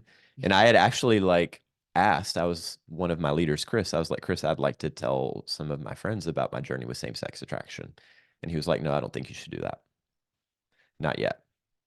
So nobody knew. So I didn't want to do anything because I didn't want to be exposed. Um, and um, after that, like a couple of the other leaders were like, we sensed your atmosphere and your posture during worship, and we were distracted by you. Um, and so I was confused and apologized and all that kind of stuff, and ended up sitting down with Chris and being like, I'm not okay. He was my main pastoral leader that year, and I shared with him like, I'm not okay. These things are happening with Martha and Melissa, and I just need some help. Um, and so the next day, I was invited into an office with Martha and Chris and Melissa, and it was a confrontation. And Melissa was like, I need you to explain yourself. What's happening? I was like, oh, well, I shared these things with Chris. I'm not okay. And she was like, I'm talking about your posture the other night during worship. She was like, I specifically prayed for same-sex attraction people for you, and you just sat there and didn't do anything. And she stood up, slammed her hands on the table, and said, I'm so fucking angry with you right now. Why are you even here at my school if you're not going to like receive? And like, I've been doing everything, we've all been doing everything to help you and to love you, and you just refuse to receive. And I don't remember if it was that specific conversation or another one, but she said something to the effect of, you're like a bucket full of holes. We do is pour love in, and all of our love just keeps pouring out of you. And we're trying our best to plug up your holes, and you just keep unplugging them and refuse to receive our love. And it's making it so hard for us, and we're exhausted of leading you. Um, and we got back to the whole like me not feeling safe with Melissa. And I shared with her another story where right after Martha's mom passed away, we were having a conversation and I had done something that she didn't like. And I was cooking on the grill and walked inside for a second. And Tatiana was like, hey, you're never supposed to leave the grills attended, which had never been communicated to me. And everybody else, for short moments, walks inside to get things and leaves the grills unattended. So I got in trouble for leaving the grills unattended. And I was like, no one had ever communicated to me that I was not allowed to walk inside for 2 minutes and get something and go back out. And Melissa was like, Tatiana, is that true? And Tati was like, that's not true. And I was like, I'm curious. It seems like there's maybe some expectations of me that I'm not familiar with. I think what would be helpful for me is to sit down and maybe go over some of these expectations because I didn't know that was an expectation of me. And Melissa said, you need this, you need that. You just keep needing things over and over again. And I'm tired of you needing things. you're not allowed to let anyone know anything you need for a while except for Jesus because you're exhausting us. So if you need something, you just go talk to Jesus and he'll take care of you. We're not doing it anymore. Mike, I wish I was exaggerating. Um, those things were the most traumatic, painful things that I've ever experienced in my life. Having her and these other people that I loved and respected say these things to me. So we're sitting there. Melissa just slammed her hands on the table. And I was like, hey, I feel kind of unsafe because you told me I shouldn't need anything. And if I have any needs, I should go to Jesus. And Chris and Martha were not there during these other conversations where she said, you shouldn't have needs. You should go to Jesus if you have one. Um, so Melissa looked at them and said, does that sound like something I would say? And they both said no. And Melissa said, Tyler, I would never say something to you like that. You are obviously more under the influence of Satan and the accuser than we thought that you would accuse me of those things. I would never. And Chris and Martha were like, yeah, Melissa would never do something like that. And they were like, we're in a worse place than I thought. Like, you don't have control over your own mind. You're so overwhelmed by the thoughts of the enemy that we don't even know what to do. And they literally left the meeting with me being like, we're going to have to really pray about what we should do about Tyler because he's in a much worse place than we thought. And all the while, all of the members of my spiritual community are seeing me have all these sit down moments with leaders. So they know that it's not okay. They see me being not okay, and everyone's treating me oddly, and they see that I'm getting in trouble. And it's just this really fucked up dynamic where I'm being yelled and screamed at and invalidated and demonized and attacked. And then my whole community sees me not being okay and doesn't know what to say to me because these leaders are dealing with me. And at best, these people are coming up to me being like, I know what it's like. We've gone through these things too, and you'll just come out for it for the better. Um, which was so heartbreaking because I mean, these are my friends and the people that I love. And to have all of these things going on and to be attacked and invalidated and dismissed and silenced by these people was heartbreaking. And all of that kind of came to a climax with another big sit down moment. You are a problem child at this point. It's just repeated sit down conversations. That is humiliating, stigmatizing, right? Like just Hours long conversations, Mike. oh, Like these conversations are all 1.5 to 4 hours long. A conversation with Chris, Martha, Jonathan, and Melissa, where they're talking about all these places I'm disappointing them and failing and not living up to standards and not doing enough. And eventually, during that conversation, I said, hey, I know we're talking a lot about my spiritual health. I'm curious how my mental health might play into this. You know, I have depression and anxiety, and then I'm on medication for these things.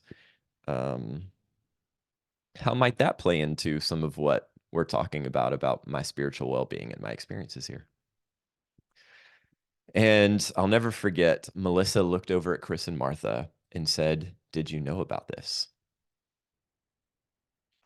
And they were like, yes. And she looked at me and she was like, what do you mean? And I was like, well, I've been seeing like a psychiatrist for several months, and I've been on medication for depression and anxiety for, I think it was 4, 5, 6 months at that time. Um, and like, those are things that I'm processing through while I'm here. And I remember she looked at Chris and Martha and was like, did you think this was a good idea? And they said, no, which was heartbreaking and one of the most betraying things that has ever happened to me. so you're saying in that moment, because you told us you guys talked about it and they were like, yes, you should get on medication. That was a decision you made together. Let's do this. And then in that moment, you're saying they blatantly lied to Melissa, knowing full well you knew they gave you permission to do this and now they're betraying you. That was consciously being like happening in front of you. Is that what you're saying? That is what I'm saying. Like I could see Melissa's rage in her eyes. And she looked over and was like, "Did you agree that this was a good idea?" And they were like, "No, like we kind of went along with it." And Tyler felt like it was important, but we never really felt like it was. But it was his decision to make, so we let him make it, which had never been communicated to me. At the very least, the things that they said to Melissa, they had never said to me. And I remember Melissa being like, "Huh, interesting." And she was like, "I do want to be clear. I'm not against medication. I have friends who are on medication, but you're not the type of person I would think would take medication." And she was like, I'm not sure that you're depressed, Tyler. I think that you're just believing a lot of lies. And I'm not sure that you need medication for depression, anxiety. I think you just need to fricking do the work that we ask you to do. And that if you did this, we wouldn't be in this situation. And I remember her looking at me and being like, "And I'm just so sad." She was like, "I've been here, you've been here with us, with me for 2 years. And like you just met these doctors, you barely know them. Like, I'm just so sad that you trust them more than you trust me. That you trust their words and their advice more than you trust me."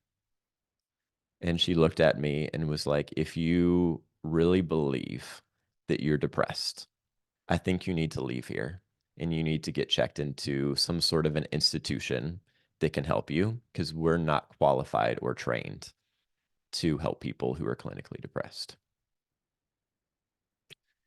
Um, and just the whole experience was confusing and painful and hurtful and messy. And like her saying that I should trust her more than I trust a doctor um, was terrible. Um, and eventually I was like, I do think that I'm depressed. And she was like, "Great. I guess that makes the decision then. I guess you're going to have to leave." And this like silence kind of went around the table of like, Tyler just said the wrong thing and made the wrong decision. And so I started crying. I was like, "I don't want to leave. Please don't make me leave. Like, I want to stay. I'll do anything to stay." Um, because it was such a shameful thing. And they eventually came and prayed for me. And like, they said later that they did a deliverance session on me and cast out some demons. Um, and I eventually had to apologize in front of the whole community. They brought me in front of everyone and basically asked me to say like, "Hey, I know I've been like moping and sulking around and distant and on FaceTime with people who don't live here, but I'm sorry for hurting each one of you. Um, I'll do better and I'll stop FaceTiming people so much. Um, and I'm sorry for moping around and being distant and disconnected," um, which was interesting. So you got to stick around then. They didn't kick you out. Is that what you're saying? I got to stick around and I stuck around for a few more months. Um, When you said Melissa was like, we're not qualified to help someone who's clinically depressed, like you should go somewhere else. I was like, oh, look at her, like being responsible as a leader. I thought that was like a responsible thing to do. That's not how you experience that. it's not. How I experienced it was, you need to say that you're not depressed so that you can stay. I experienced it as manipulative. Um, I think that it was somewhat responsible to say that, and somewhat truthful to say that. But the energy of that meeting was not supportive and kind and friendly. The energy of that meeting was, "You're doing something wrong. There's something wrong with you. It's your fault." Like, they didn't believe that I was depressed. They believed that I was doing things wrong. And that if I believed that I was depressed, that would mean that I'm giving up on them and that I was giving up on myself and taking the easy way out. Okay, so I want to just maybe verbally express something that I think happens when people listen to stories like this. I watched it happen when I would try and tell people when especially my coming out process. Like I had friends, many of them are ex-friends now, but like they would like interrogate my story. And so when you say that Melissa's all like, we're not qualified to help somebody who's clinically depressed, you should go somewhere else. I'm hearing without relationship, without being in that context, without having the history with this person, I'm hearing like, oh, this leader is doing the responsible thing. That's what someone in her position should be doing. That's what should have happened a while ago. And now that she knows that you're on medication, not doing well, she's like doing the responsible thing. That's how I'm hearing this. And you're like, that's not how it was said. That's not the end, right? What I want to acknowledge is it's easy for someone like in my position, well, for someone listening who's not super connected to any of this to think, well, Tyler, you're kind of, how do we know that you're hearing her correctly or clearly? How do we know you weren't just projecting or like hearing her through your own pain? Right. Because that happens, right? We absolutely do filter and interpret things through our own pain. And so as we hear this story, it's easy to be like, she could have actually just been a responsible leader and then you took it in a hurtful way because of all the other stuff. But what I want to acknowledge is there are several meetings I had with leaders in my history of being in church and church leadership and whatever, where I can relay the dialogue, the script, right? Like what each person said. And if I don't share the energy and the nature of the conversation and especially the underpinnings of the relationship, you're going to hear a very different story than what I experienced. And while it is true that we can filter things through our own pain and misinterpret things based on our own heightened emotional state, that does happen and is true. And you and I would both admit that that happens, right? For sure. But there are these stories that I could share of conversations I've had with leaders who they said these things. And while I do have my own pain that I filter stuff through, that is not what was happening in that moment. What they were saying to me, if you hear it in a sterile way, sounds fine. But what they were saying in the nature of the conversation, the dynamic, the history, the unspoken context, there was a whole other story going on. And I think that piece is so painful when people choose when they don't believe that, right? When they just impose their own detached, privileged, whatever experience onto your traumatized like memories and they erase what happened and they invalidate what you're saying because, oh, you were, someone could listen to the story and be like, well, Tyler, you were a problematic person in this environment. You clearly had a history of whatever. How do we know you're not just right? Like that's how people would easily interpret a lot of this. And I'm like, that is an inaccurate assessment of these events that play out because all of us who are listening, we're not there. We were not this person walking through this experience. We weren't experiencing these things. If you know Tyler has an ability to be objective and honest and own his stuff. Like, and he does that continuously. I know a lot of you listening to this maybe don't know that about Tyler, but I've worked with him for over 2 years. He does do his own part of like owning his stuff and looking at things as objectively as he can, and then like cleaning things up and changing his mind when he recognizes that he was in error. So like knowing that about Tyler and listening, I'm like, God, this sounds like this person is an awful person. She sounds like a really dangerous, harmful leader who should not be influencing people. That's kind of like the takeaway. I can minimize that discomfort by invalidating your experience and being like, you have a lot of pain and trauma here. You have issues with leaders, or where I could like come up with a story that makes me more comfortable with like, she's not a problem. You are. And it's easier to make you the problem because you're not a threat. A person in a powerful leadership position with influence and like an identity in the public, that's harder to reconcile than just like, you got problems, just like people have problems, like that's right. But if we actually listen to the person who is impacted by these things and we didn't just go with the flow because it's easier on how we interpret this stuff, there's a different story being told. So I just wanted to pause and just acknowledge it's easier to invalidate and erase your experience because then I don't have to face a really uncomfortable possibility that there are people in leadership positions in spiritual spaces that are hurting people. That's a lot to have to like consider and work through. And then I have accountability in how I even participate. And I will have to participate in some way if I'm a Christian person in this space. So it's actually a lot easier for me to just simply think that you have a problem, that you're broken, you're dysfunctional, you're traumatized, and you're projecting a lot of this stuff on, like that's easier. So I just want to acknowledge it is easier to not believe Tyler, right? Than to actually like believe when he's describing this dynamic that when she said these things in English, it sounds professional and responsible, but actually contextually and relationally, you were saying it was dismissive and threatening. Okay, that's all I wanted to say. Thank you, Mike. That is how a lot of people have responded to my story. because it's a tough pill to swallow. And it's an elephant to bite, and it's a lot of bites to eat the whole elephant. Um, and it's a lot to ask someone to hear me and to believe me and to validate my experience. And I think I would have responded similarly years ago if I heard someone sharing my story. I think something that I have learned in this process is it's an oversimplification and perhaps too strong of a statement, but always believe the victim.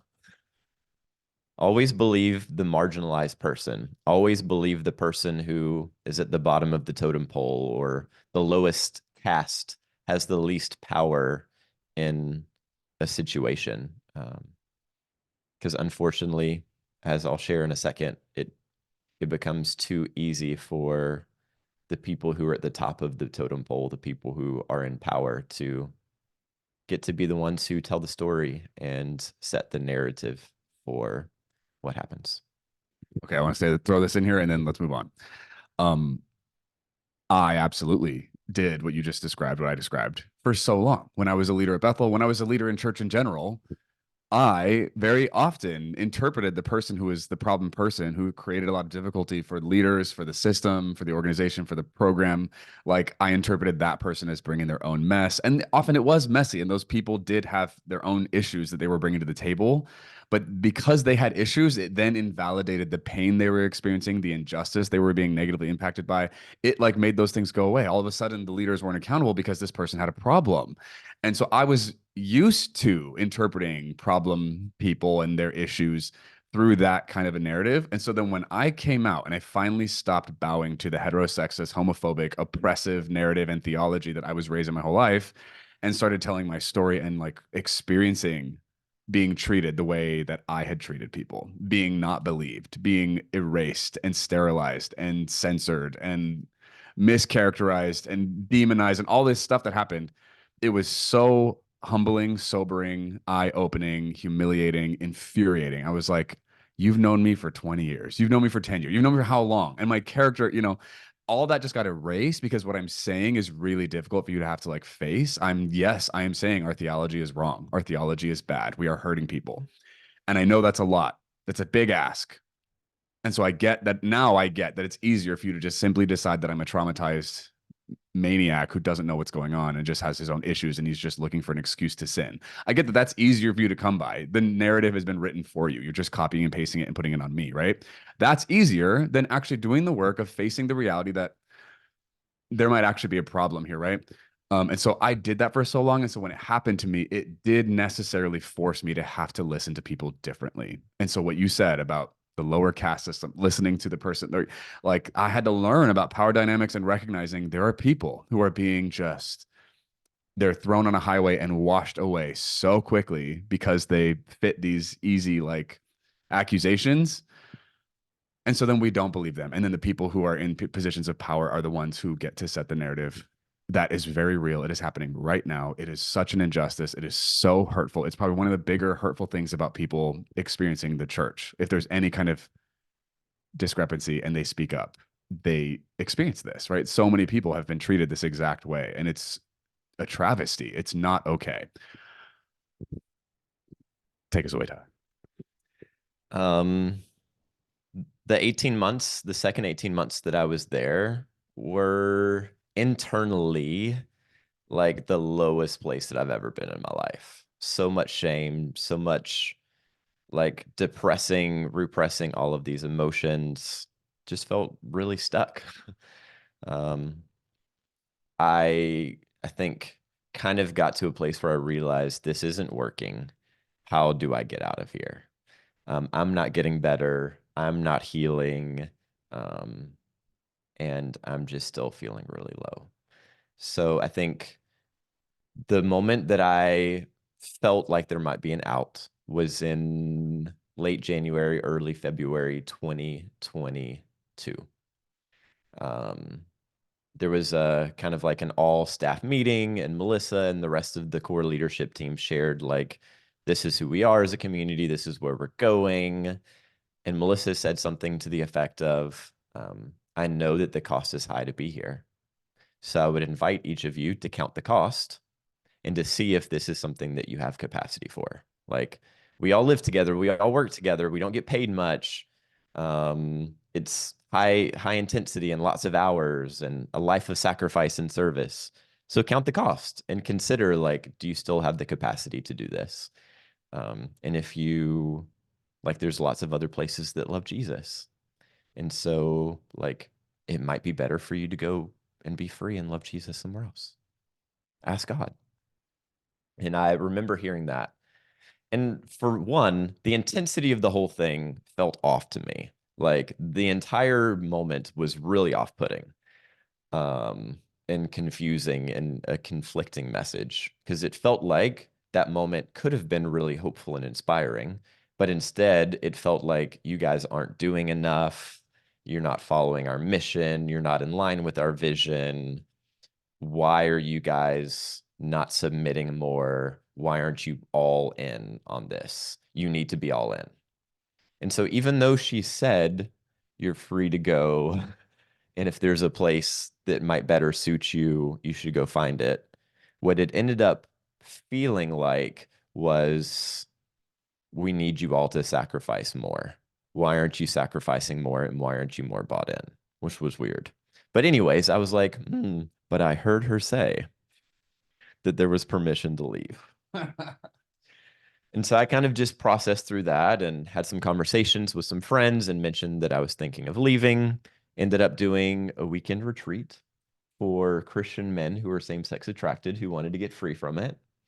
So it was a little conversion therapy weekend. It actually, we've talked about this. It wasn't bad though. It actually was mostly more healing of some negative experiences. That's all that I'll say about that. To be very clear, I am in no way in favor of any form of conversion therapy. I don't care what kind of positive impacts it has on people. Big renunciation. All right. Yes, agreed. I'm just giving an example for this specific moment. In this specific weekend, they didn't talk much about sexuality. It was more focused on facing some pain from the past. And the common thread was that it was all men who were same-sex attracted / gay. So the healing stuff of the past was actually really helpful, and the tools that they used were helpful, and I felt really seen and known that weekend. And then right after, I had a moment with Melissa that I felt not seen and known. So me and the other roommates were asked to move because some new interns were coming in, and my other two friends were kind of pissed about it and kind of let everybody know that they were upset about it over the course of the weekend that I was at this retreat. I was not super digital retreat on Zoom. I was sad about it, but I wasn't like angry. I kind of had been expecting that we were going to be asked to move. So Melissa sat down with us and was like, hey, like, I'm really upset. I'm really angry with you guys. You've been here for 3 years now and you don't trust me. Like, are you guys even disciples of Jesus? Like, are you even bought into being here? Like, what's going on? The spirit of accusation and suspicion is against you so strong. Jonathan and I are exhausted. We can't handle this anymore. We need you to get your shit together because we can't handle this energy that you guys are bringing to our team anymore. What's going on? So the other two guys responded and apologized and were like, we were negative. I'm sorry. And I was like, honestly, I was at this weekend retreat. I wasn't frustrated about it. I was like, if I'm sharing how I feel about it, I am sad because I've lived in this place for a year and now I'm going to have to move. I'm going to miss it. And she interrupted me and was like, wow, sad. What a extreme way to feel about being asked to move. It's like none of you trust me at all. And I just remember being like, I was just at this weekend retreat where these men honored and celebrated my sadness and my shame and my anger, and where I felt at that time the most validated in my emotions that I'd ever felt. And now I'm sitting with this leader, the leader of the ministry, who I'm asked to respect and to follow. And I'm not allowed to feel sad. And if I say that I feel sad, that I get invalidated and dismissed. And then Melissa went on to say, just so you know, I heard that one of you was curious, like why you were being asked to move and like what our plan for you is. And I just want to let you know I'm the leader and I have a plan and I don't owe you any explanation. And the fact that you would ask for an explanation is disrespectful. She was like, I'm the leader of this place and I can do whatever I want and I don't have to explain it to you or to anyone else. And I need all of you to be quiet and to submit and to stop with your bad attitudes and to trust me. And that to me was the straw that broke the camel's back. That to me was when I was like, I'm done. I'm leaving. Um, and I think right after that, my friend Ryan, who was interning with me, um, on staff with me at this point, asked me afterwards. He was like, "Hey, like, how are you?" And he was like, "Hey, I feel like Trevor and I got you in trouble a little bit. We're sorry about that."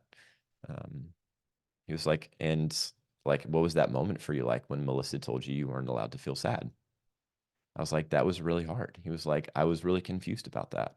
Like, that seems really uncharacteristic of her." And then this thing happened where he was like, "But it was probably the Holy Spirit that was speaking to you because I know that Melissa is really good friends with the Holy Spirit.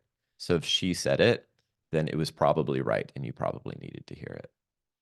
And it was at that moment that I was like, fuck, nobody here is safe. Everybody here is bought into the same thing that they're bought into at the JH Ranch. Melissa and Jonathan are these untouchable, uncorrectable leaders who've been appointed by God, and everything that they do is directed and led by the Holy Spirit. And it reminded me of all of the things that had happened beforehand, and Melissa being like, "Oh, like I chose all of these leaders myself. You won't have any issues with them." And just all of these moments, it just came to a climax where I realized I am not safe here. I've every time that one of these things happened, to be clear, I didn't say this earlier. I had a conversation with some about it. I was like, "Hey, I feel frustrated and disappointed that Melissa's treating me this way. I feel unsafe with Melissa." All of these moments, I guess I kind of mentioned that. And so I feel like in good conscience that I did my due diligence of following the biblical command, the invitation of Jesus of like, if you have something against someone, go and talk to them about it first. And then if they don't hear you, go and find someone else. And then you go and talk to them together. The unfortunate part is when I grabbed my leader, Chris, to help me, he took Melissa's side and then they all ganged up on me and continuously had these tag team moments of invalidating me and diminishing me. Um, so I realized that I needed to leave. I sat down with Chris and told him how I was feeling. And basically, I was like, I'm not saying that I feel hurt. I'm not saying that I'm like not okay. I'm not saying that I don't feel safe around leaders because I've tried that before and that didn't end well. I'm saying what Melissa said. I don't have capacity. My mental and emotional health aren't okay. So I told that to Chris. He was like, I'm going to think about it and pray about it. And I'll get back to you soon. So I texted him afterwards and I was like, "Hey, um, how how's it going? What did you come up with what I shared with you the other day about my decision to leave?" And he was like, "I'm still praying about it and praying about what's best for you." And I texted him back. He was like, "I need more time." And I texted him back and I was like, "Hey, I'm not sure if I was completely clear. That conversation that we had the other day was me putting in my notice. I am leaving." And I said my 2 weeks notice. And he said, "Oh, you can't just put your 2 weeks notice in here. You've been here for 3 years. We can't just like easily find someone to replace you. So we're going to have like more and more conversations about whether you leaving is the best thing for you or not. And when we could clear you and give you permission to leave." And I responded back and said, "I'm sorry, just to be clear, are you telling me that I can't leave whenever I want to?" And he was like, "Of course not. I would never say that to you. I didn't mean to insinuate that. I was just saying that there's a lot of complex issues at stake and a lot of people that are here, and we just need to figure out when the best time for you to leave is. Um, yeah, it was a lot, Mike. It was like the week from hell. I was so scared.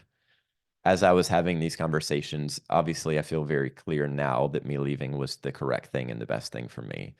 But at that time, I was like 51% sure that I should leave and 49% sure that I should stay and marry someone there and just follow all the rules and submit. Um, and I mean, I genuinely loved the people there and had some beautiful attachments to them and still love the people there, which is part of why this is so hard for me. Um, Ended up, Chris was like, hey, I need you to sit down with me and Justina.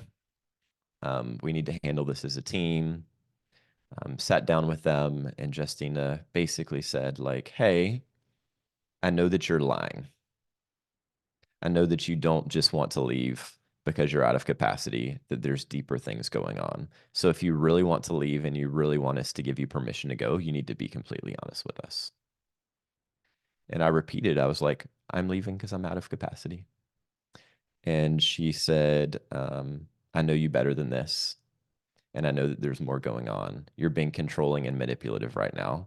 And if that's the way that you want to be, that's the way that you can be. But just know that you're leaving and not with our blessing. And so I was like, okay, I'll try one more time. And shared about the moment that Melissa hit her hands on the table and said, I'm so fucking angry with you. And Justina said, I think you're confusing the situation. Melissa only gets angry around people that she really loves. So she must really love you a lot if she showed you her anger and said a bad word around you. It shows that she really loves you and trusts you. And by the way, you deserved her doing that to you because of the way that you were acting in worship. So you shouldn't be surprised if when Melissa interacts with you in that way, she said, it's like if you were to reach across the table and punch me in the face right now. My husband would come in here and kick your ass because that's the reaction that you would deserve. Um, which was horrifying to me that she would say that because I loved and love her and her husband and her kids and would never do such a thing. And the fact that she used that as a metaphor um, felt very threatening and disgusting and disappointing. Um, and she said, hey, we're going to meet with you every day this week for 1 hour until we can figure out what's actually going on with you. Because it seems like you have deeper issues. And I think that we need to get to the root of this before we can bless you to go. So I, that evening, took the evening off of dinner and went to Ashboro and ate Chick-fil-A and called a friend of mine who's a therapist here in Nashville, actually. She's lovely. And she was just acting as a friend, not in her therapist capacity, to be clear, and told her what happened. And she said, Tyler, I know you love these people, but I think that you're in a cult. And the fact that they're telling you that you can't leave is really, really concerning to me. And she told me, she was like, Tyler, either you tell me on the phone before we hang up right now when you're going to leave and make a solid plan, or I am driving my ass to North Carolina and I'm going to make a big mess and I'm going to get you out of there. Which one do you prefer? And that's a good friend.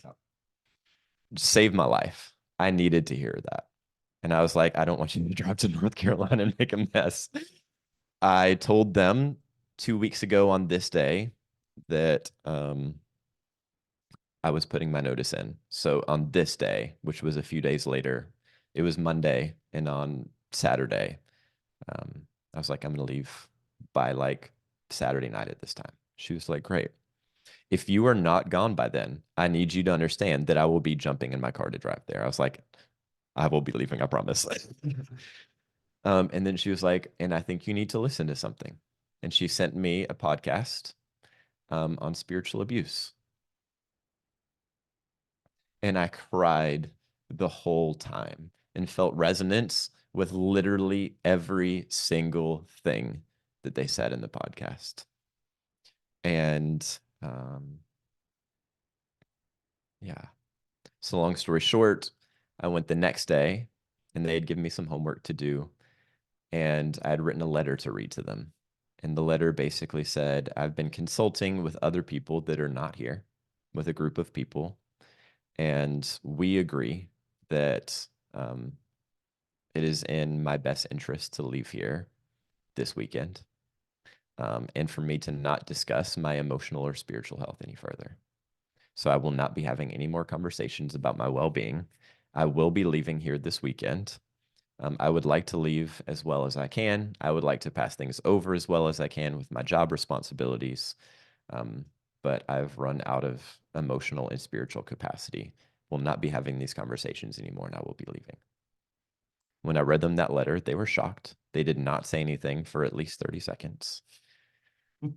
Justina said, I can't believe that you're doing this to us. Think of all the people that you're going to hurt. You're going to be breaking everyone's hearts. She told me, you're going to be breaking my kids' hearts. What am I going to tell my kids? They asked me not to share it with anyone, and that they were going to think about it and pray about it. And so they got back to me on Friday and were like, we talked to Jonathan and Melissa on the phone. You can either leave today or tomorrow. You can either leave without saying anything and we'll tell people why you left, or we can have a short moment where you can have a few minutes to say something. And you can either leave without talking to Jonathan and Melissa, or they would like to meet with you before you leave. You get to decide, since you feel like you don't have any choices. So they gave me a couple choices at the end, which was nice of them, I guess. And so I chose to say goodbye to everyone in person and just basically said, like, hey, I'm out of capacity. I'm not okay. I need to go home and work on myself.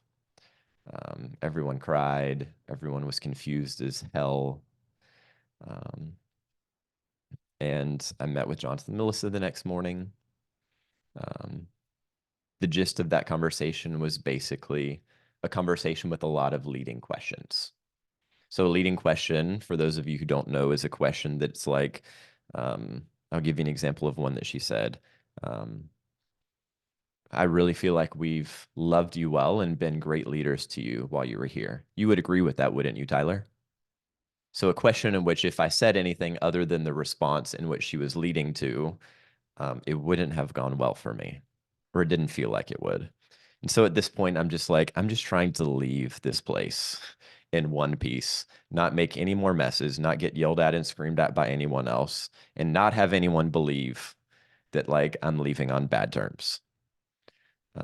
Because at that moment, I was just like, I'm just not okay, and I don't know why I'm not okay, and I just need to leave, and things are really bad, but I don't understand it, and I'm just trying to get out of here so that I can feel some semblance of safety again.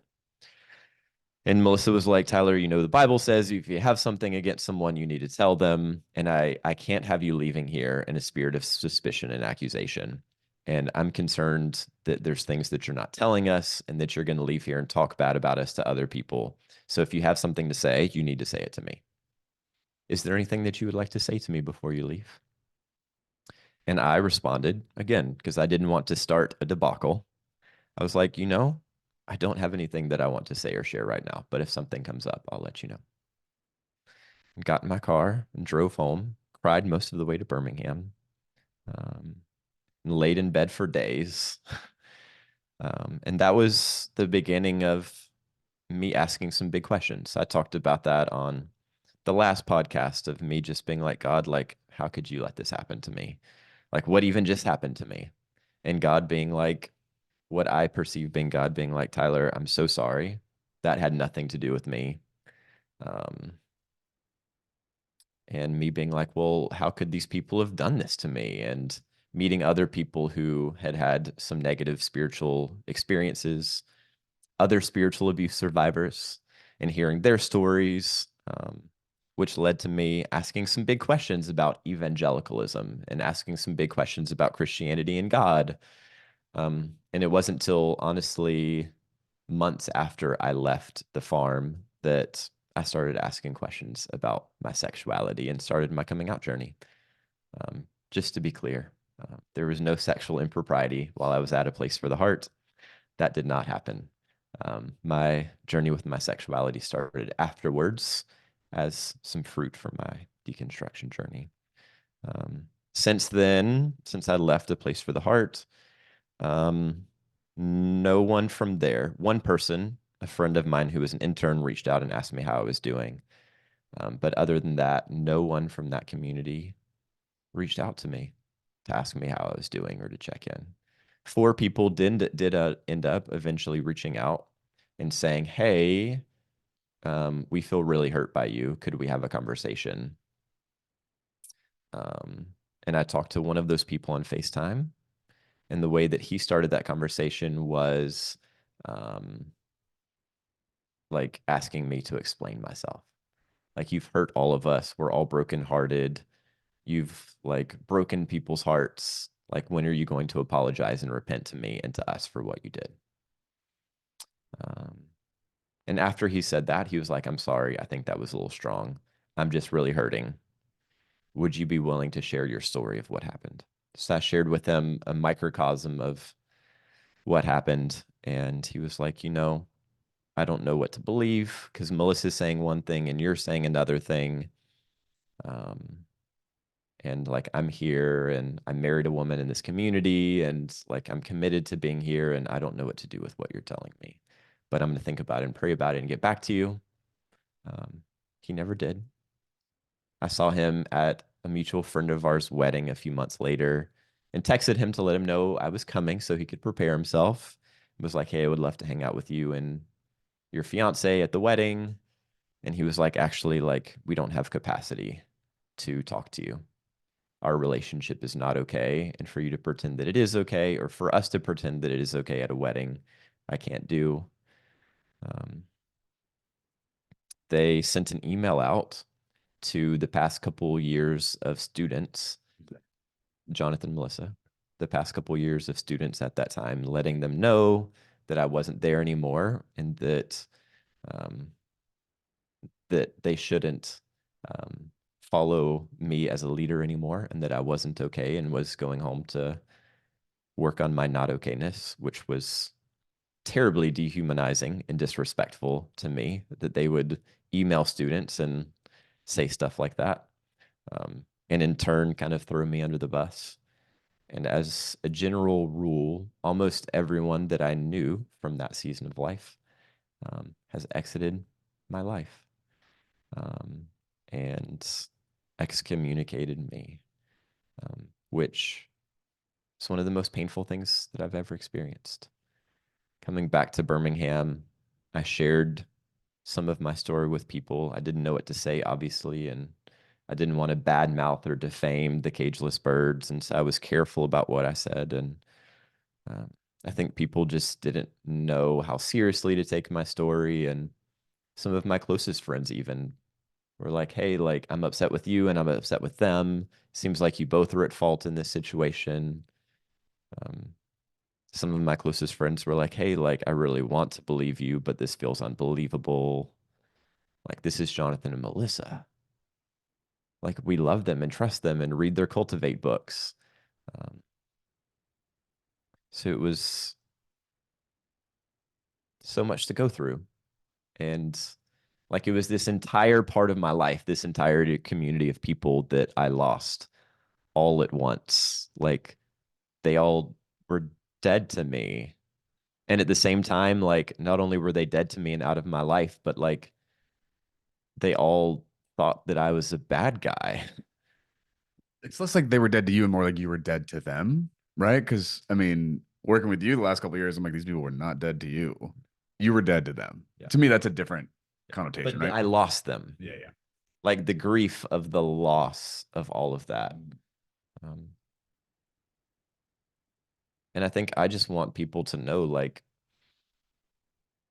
I was hurting and I am hurting and I was grieving and I am grieving. And it's the type of grief that like sticks.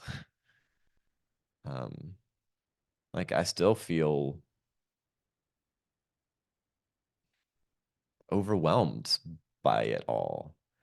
Um, and like especially the first 3 6 months, the first year, like I remember the first time I like cooked a pizza. Like making pizza was something that I did a lot at a place for the heart. And the first time I made a home pizza, I wept. The first time that I like drank a glass of wine with my friends, the first time I had a charcuterie board, I would see people that looked like my friends at a place for the heart and just cry. Um, and some of those things still happen. Like I've told you, Mike, like people from a place for the heart were in my dreams every night for months. And still, like once or twice a week, I have dreams about Melissa or going back to the farm and people ignoring me. And like these things have so deeply impacted me. And I'm still experiencing the ramifications and the repercussions of, and still figuring out what to do with this part of my life. And I have felt so lonely hiding this. Um, Last year on my birthday, I made a big coming out post, which was so freeing and liberating.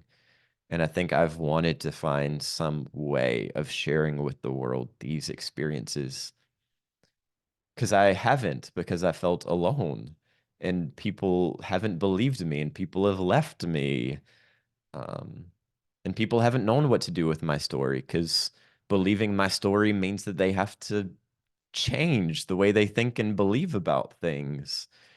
And I know it's a lot to ask of people, but like I want people to know what happened to me and how heartbroken I was and still am about this and that the injustice of it all and like I know it's super idealistic and we've talked about this, Mike, but like at the end of the day, like I just want my friends back that I lost. Like I just want the promise of the Bible that like all things would be made new and every tear would be wiped away and everything that was broken would be destroyed. Like in my ideal world, people would listen to this podcast and be like, "Oh, I never knew what happened. I'm so sorry. We want you back in our lives." And to be very clear, I don't want back into destructive behavior. I don't want back into abusive relationships. But like I wish that the JH Ranch and that a place for the heart and that Bruce and Jonathan and Melissa and these people that I've named, like I could snap my fingers and they would be loving, kind, empathetic, gentle people that I would want to like be close with again. And I know I can't change people. Um, and I know that the narcissistic things that I've experienced from them aren't all of them. It just it's so much. And I've just wanted to tell people so that it wasn't stuck inside of me. And I want to have conversations with people about this and the people that are alumni from a place for the heart or other spiritual abuse survivors or people that have been curious about my story. Some of the people that have like excommunicated me, like, I want to work through this stuff. I don't want to stay stuck in this grief and in being a victim to this abuse forever. I know that in some ways, grief is always with me, um, and that I'm taking back my power in a lot of ways. But this is me hoping to allow myself to be known and to take my power back and to take my voice back and to reclaim my narrative and confront mistruths that have been spoken about me and invite these places and people who are a part of these places and have been affected by these places into reality. Because the things that I'm sharing are both my reality, and I've spoken to people who are the victims of abuse from Bethel, from JH Ranch, um, from a place for the heart who have the similar and same experiences. And I want that to change. I want for it to never happen again that Melissa Helser or any spiritual leader would sit down in front of someone and say, "You're not depressed. You don't need a medication, and you shouldn't trust a doctor more than me." That is egregious pastoral, spiritual harm and abuse and malpractice of spiritual leadership. And I want for that and 99 of the other things that I've said and that are happening to change, and for no one to have to experience these things ever again. Okay, one more question before we land this plane. Um, I'm a, for the sake of people who are listening to this, maybe this is their first time like hearing your story. Shouldn't you be talking to Bruce or Jonathan or Melissa before you're publicly like talking about these things out loud? Like, do you want to speak to that? Like, why are you saying these things out here when you could be talking to them? Fair question. Like I said, when I was at these ministries, I did have conversations with the leaders there.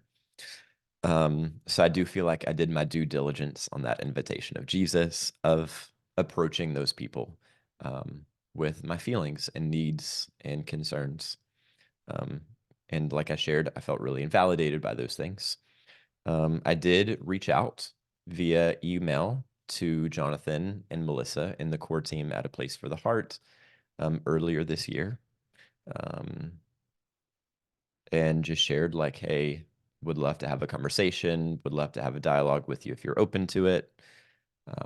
Their response was, thank you for reaching out. It's good to hear from you. We wish you well. And my response was like, hey, like I would love to share about some of the experiences that I've had. May I do that? And they were like, you know, maybe.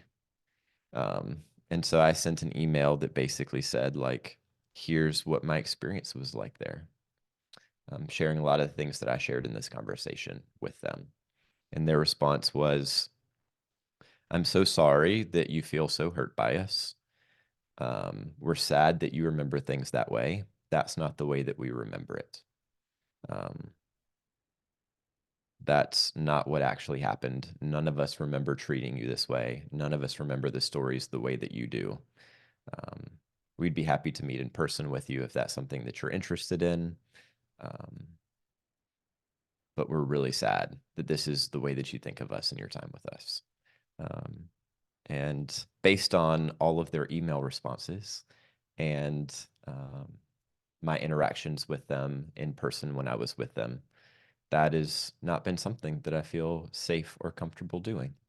And my hope is that as you guys have heard the story, you might understand why. Um, I would wish that I could sit down with them and feel heard and seen and validated. But in an email response where they said, we're sorry that you feel that way. Um, we're sorry that you remember things that way. That's not the way that we remember things. Obviously, you're remembering things incorrectly. How would I have a sit down and have a conversation with someone um, saying that to me? Um, I did get to connect with someone who I'm not going to disclose their identity, but someone who was formerly associated with that place. Um, and we were having a conversation and catching up. I'm grateful for the experience. And at the end of the conversation, this person said, like, hey, could you not tell anyone that we talked? I'm afraid that Jonathan and Melissa are going to find out that we had a conversation and that I will be in trouble and that I will be corrected for having a conversation with you. Um, and so just like all of that of like people are afraid to talk to me because they're afraid that Jonathan and Melissa will find out and that they'll get in trouble. Um, just all of the things throw up red flags that these are not safe people to interact with, which is heartbreaking to me.